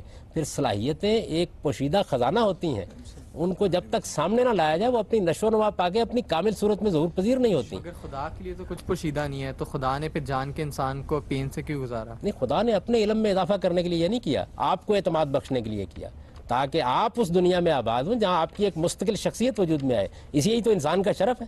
انسان کا اصلی کمال یہ ہے کہ وہ روبوٹ نہیں ہے. یعنی ایک خدا کے فیصلے کے نتیجے میں معاملات اس کے ساتھ نہیں ہو رہے, بلکہ اسے بھی ارادہ و اختیار دیا گیا ہے. اس ارادے و اختیار کو وہ آزمائش سے گزارتا ہے, پھر اس کے بعد اپنے استحقاق کی بنیاد پر اس اعلیٰ منزل تک پہنچتا ہے. آپ اس شخص کا تصور کیجئے کہ جس کو ایک روبوٹ کی طرح تخلیق کر کے کسی جنت میں ڈال دیا گیا ہو, اور اس شخص کا تصور کیجئے کہ جس کو اس آزمائش کی دنیا میں ڈالا گیا, خواہشات دی گئیں, رغبات دی گئیں, جذبات دیے گئے, تعصبات دیے گئے, پھر عقل دی گئی, اور اس نے اپنے ارادے کو استعمال کیا اور خدا کے دیے ہوئے اختیار کو صحیح استعمال کر ڈالا. جو رفعت, جو شان, جو عظمت اس کو حاصل ہوگی, جو اپنے ضمیر میں اعتماد اس کو حاصل ہوگا, وہ ایک روبوٹ کو کیسے حاصل ہو سکتا ہے؟ ہمیں بتایا جاتا ہے کہ آدم کی اولاد کو اس زمین پر اس لیے اتارا گیا کہ حضرت آدم نے شجر ممنوعہ کھانے کا جرم کیا تھا. مگر قرآن مجید ہم نے یہ بھی بتاتا ہے کہ حضرت آدم نے اس گناہ کی معافی مانگی تھی اللہ میاں سے, اور اللہ میاں نے اسے معاف بھی کر دیا تھا. تو اگر معافی دے دی گئی تھی تو سزا کیوں نہیں ختم کی گئی؟ کیونکہ سزا کے نتیجے میں وہ زمین پہ سزا سے تعلق نہیں ہے. تو اللہ کی اسکیم پہلے سے موجود تھی کہ ان کو دنیا میں آنا ہے, وہاں ان کو رکھا گیا تھا ایک باغ میں. حضرت آدم کا بہکنا پہلے سے طے تھا. یہ بات یہ کہ دنیا میں آنا طے تھا. دنیا میں تو ان کو دنیا میں اسی لیے آیا نا کہ شیطان نے ان کو بہکا دیا تھا. ہمیں یہ بتایا ایسا نہیں ہے. دیکھیے ان کو دنیا میں بھیجا گیا, دنیا میں وہ پیدا ہوئے. قرآن تو کہتا ہے اسی زمین کی مٹی سے پیدا ہوئے, یعنی جنت کہیں اور اوپر نہیں, اسی کے اندر. بھائی وہ ایک باغ تھا اس دنیا کا, قرآن مجید نے اس کو بیان کر دیا. جی یقیناً اسی دنیا میں تھا. قرآن مجید آپ کو بتاتا ہے کہ اسی زمین کی مٹی سے ان کو پیدا کیا گیا ہے. اسی زمین کی مٹی سے پیدا کر کے ان کو ایک باغ میں رکھا گیا تاکہ ان کی فطرت ظہور پذیر ہو جائے اور جو ابتدائی ہدایت ان کو ملنی ہے وہ عملی طریقے سے مل جائے. ویسے وہ سزا پھر کیوں نہیں ختم ہوئی؟ سزا تو تھی نہیں. یہ تو آپ نے الفاظ استعمال, قرآن نے تو نہیں کہا کہ یہ کو سزا دی گئی تھی. قرآن مجید نے کہا کہ جب وہ ان کے لیے تعلیم کا عرصہ ختم ہو گیا, ان کی فطرت ظہور پذیر ہو گئی, معلوم ہو گیا ان کو کہ انانیت کیا ہے, توبہ کیا ہے, رجوع کیا ہے, خدا سے تعلق کیا ہے, غلطی کہاں سے ہونی ہے, یہ بات واضح ہو گئی ان کے اوپر. تو گویا یوں سمجھ لیجئے کہ جس طرح آپ ایک شخص کا انتخاب کرتے ہیں, اس کو ایک اکیڈمی میں رکھ کے تھوڑی سی تربیت دیتے ہیں, اس کے کچھ نتائج نکلتے ہیں, وہ نتائج اس کے سامنے رکھ دیتے ہیں, اس کے بعد آپ کہتے ہیں کہ آپ جائیے, اب میدان میں اتر جائیے اور اپنا کام کیجیے. حامدی صاحب یہاں سے ہم گفتگو کو مزید آگے بڑھائیں گے, مگر ناظرین اس سے پہلے وقت ہوا ایک چھوٹے سے بریک کا. حاضر ہوتے ہیں بریک کے بعد.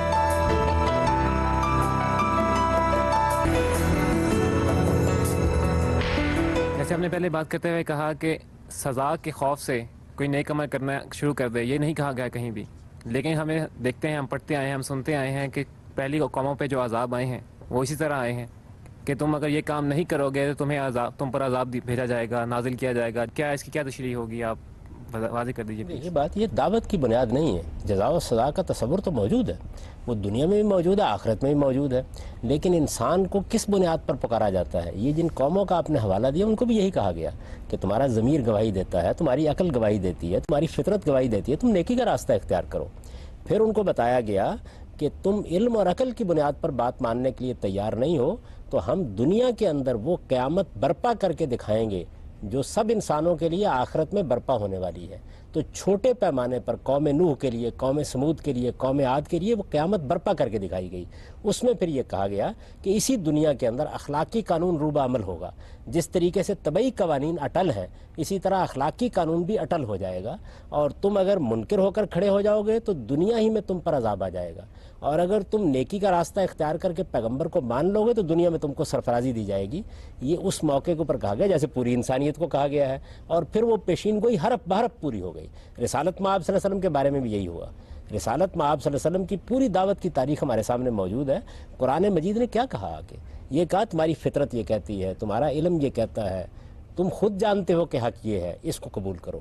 تو قبولیت کی بنیاد تو اصل میں انسان کے اندر موجود ہے, لیکن اسے یہ بتایا جاتا ہے کہ اگر تم اس میں غلط رویہ اختیار کرتے ہو تو اس کا نتیجہ نکلے گا. اور غلط رویے کیا ہیں؟ دو ہیں. خدا کے مقابلے میں سرکشی, یہ بڑا جرم ہے, اس میں کوئی شک ہی نہیں ہے. سرکشی کا مطلب سمجھ لیجئے کہ جانتے بوجھتے انسان محض اپنی انانیت کی وجہ سے کسی حق کو ماننے سے انکار کر دے. اور دوسرا, دوسروں پر ظلم. تو دوسروں پر ظلم کا معاملہ تو ایک ایسا معاملہ ہے کہ اس پر جزا و سزا کے سوا اور کیا کیا جائے. یعنی یہ کیسے معاف کر دیا جائے کہ لوگ دوسروں کے پرخچے اڑا دیں, وہ ان کی زمینوں پر قبضہ کر لیں, وہ ان کا مال چھین لیں, وہ عورتوں کی عزت لوٹ لیں, اور اس کے بعد کوئی انہیں پوچھنے والا ہی نہ ہو.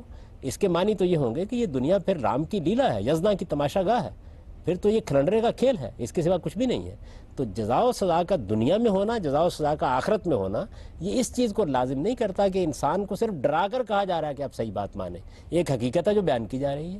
میں نے اس کی مثال آپ کو عدالتی نظام میں دی ہے. ہمارے قانون میں سارے جرائم کی سزائیں لکھی ہوئی ہیں, عدالتیں موجود ہیں, لیکن ہم کیا جرم سے اس وجہ سے اجتناب کرتے ہیں کہ اس کی سزا ملے گی؟ نہیں, ہمارے اندر ایک انسانیت بھی ہے, اس کے شرف کا احساس بھی ہے, ایک شعور بھی موجود ہے. ہم خیر کو پسند بھی کرتے ہیں, اس سے محبت بھی رکھتے ہیں. اس وجہ سے 90% لوگ خیر کو خیر کی حیثیت سے اپناتے ہیں. جزا سزا کے بغیر اور سزا جزا کے بغیر بے معنی ہے.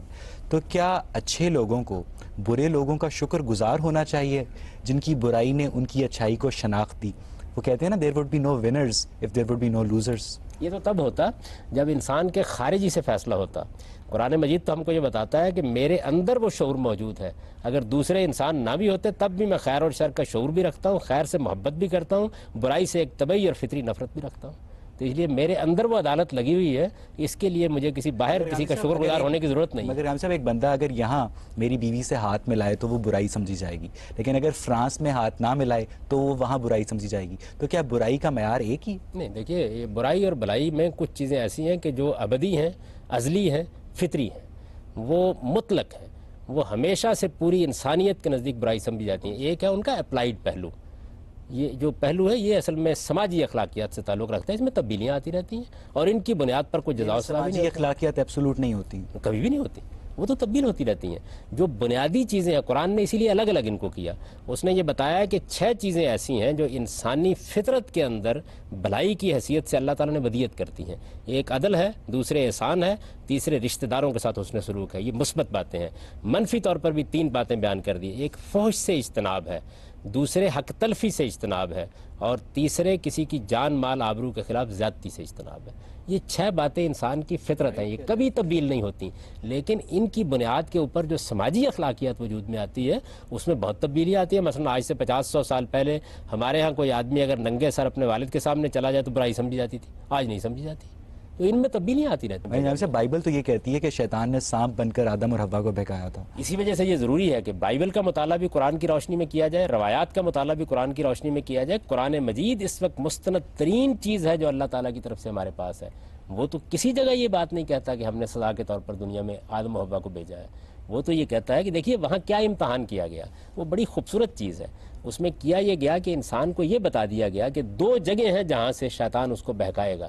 ایک انانیت انسان کے اندر ہے، یہ بڑے بڑے جرائم کا ذریعہ بنے گا. دوسری جنسی جبلت. دونوں ظہور پذیر ہو گئیں اور انسان کو وہ تعلیم مل گئی کہ جس تعلیم کے بعد وہ اس کی روشنی میں زندگی کی ابتدا کر سکے. گویا وہ جنت یا وہ باغ ایک اکیڈمی تھی جس کے اندر ابتدائی تربیت ہو گئی، حقائق سامنے آ گئے، آدم کیا ہے اور اس کی فطرت کیا ہے اس کا ظہور بھی ہو گیا، شیطان کدھر سے حملہ کرے گا یہ بات بھی واضح ہو گئی. اس کے بعد اللہ تعالیٰ نے کہا کہ آپ جائیے اس اسکیم کے مطابق دنیا میں رہیے اور پھر اس کے بعد ہم آپ کو ایک دن اکٹھا کریں گے اور پھر اپنا آخری فیصلہ سنا دیں گے. قرآن نے تو کہیں ایک جگہ اشارتاً بھی یہ بات نہیں کہی کہ یہ سزا کے طور پر بھیجا گیا. صاحب آخرت میں جزا اور سزا کا تصور مسلمانوں میں بڑا راسخ ہے، لیکن پھر بھی وہ ایک اجتماعی اخلاقی تنزلی کا شکار ہیں. اس کی وجہ کیا ہے؟ دیکھیے اجتماعی اخلاقی تنزلی کے قاعدے بالکل الگ ہیں اور انفرادی طور پر انسان کی نیکی اور خیر کو اختیار کرنے کے تقاضے بالکل الگ ہیں. نیکی اور خیر آج مسلمانوں میں بھی موجود آپ کو ملے گی، آپ کو دوسری اقوام میں بھی ملے گی، دوسرے مذاہب میں بھی ملے گی. بڑے بڑے نیک لوگ ہوں گے، غیر معمولی طور پر اپنے خدا سے متعلق ہوں گے، خلوت اور جلوت میں اس سے ڈرنے والے ہوں گے، وہ آج بھی پائے جائیں گے. اجتماعی طور پر اصل میں قومی اخلاقیات وجود میں آتی ہیں. تو دنیا چونکہ اس کا میشر ہے تو یہاں مسلمانوں نے چونکہ علم طبعی میں کوئی ترقی کرنے کی کبھی کوشش نہیں کی. اللہ تعالیٰ کی کتاب نے جن اصولی اخلاقیات پر ان کو کھڑا کیا تو اس پر وہ اپنے معاشرے کو منظم نہیں رکھ سکے. دنیا میں اللہ کے قانون کے مطابق اس کے نتائج نکل رہے ہیں.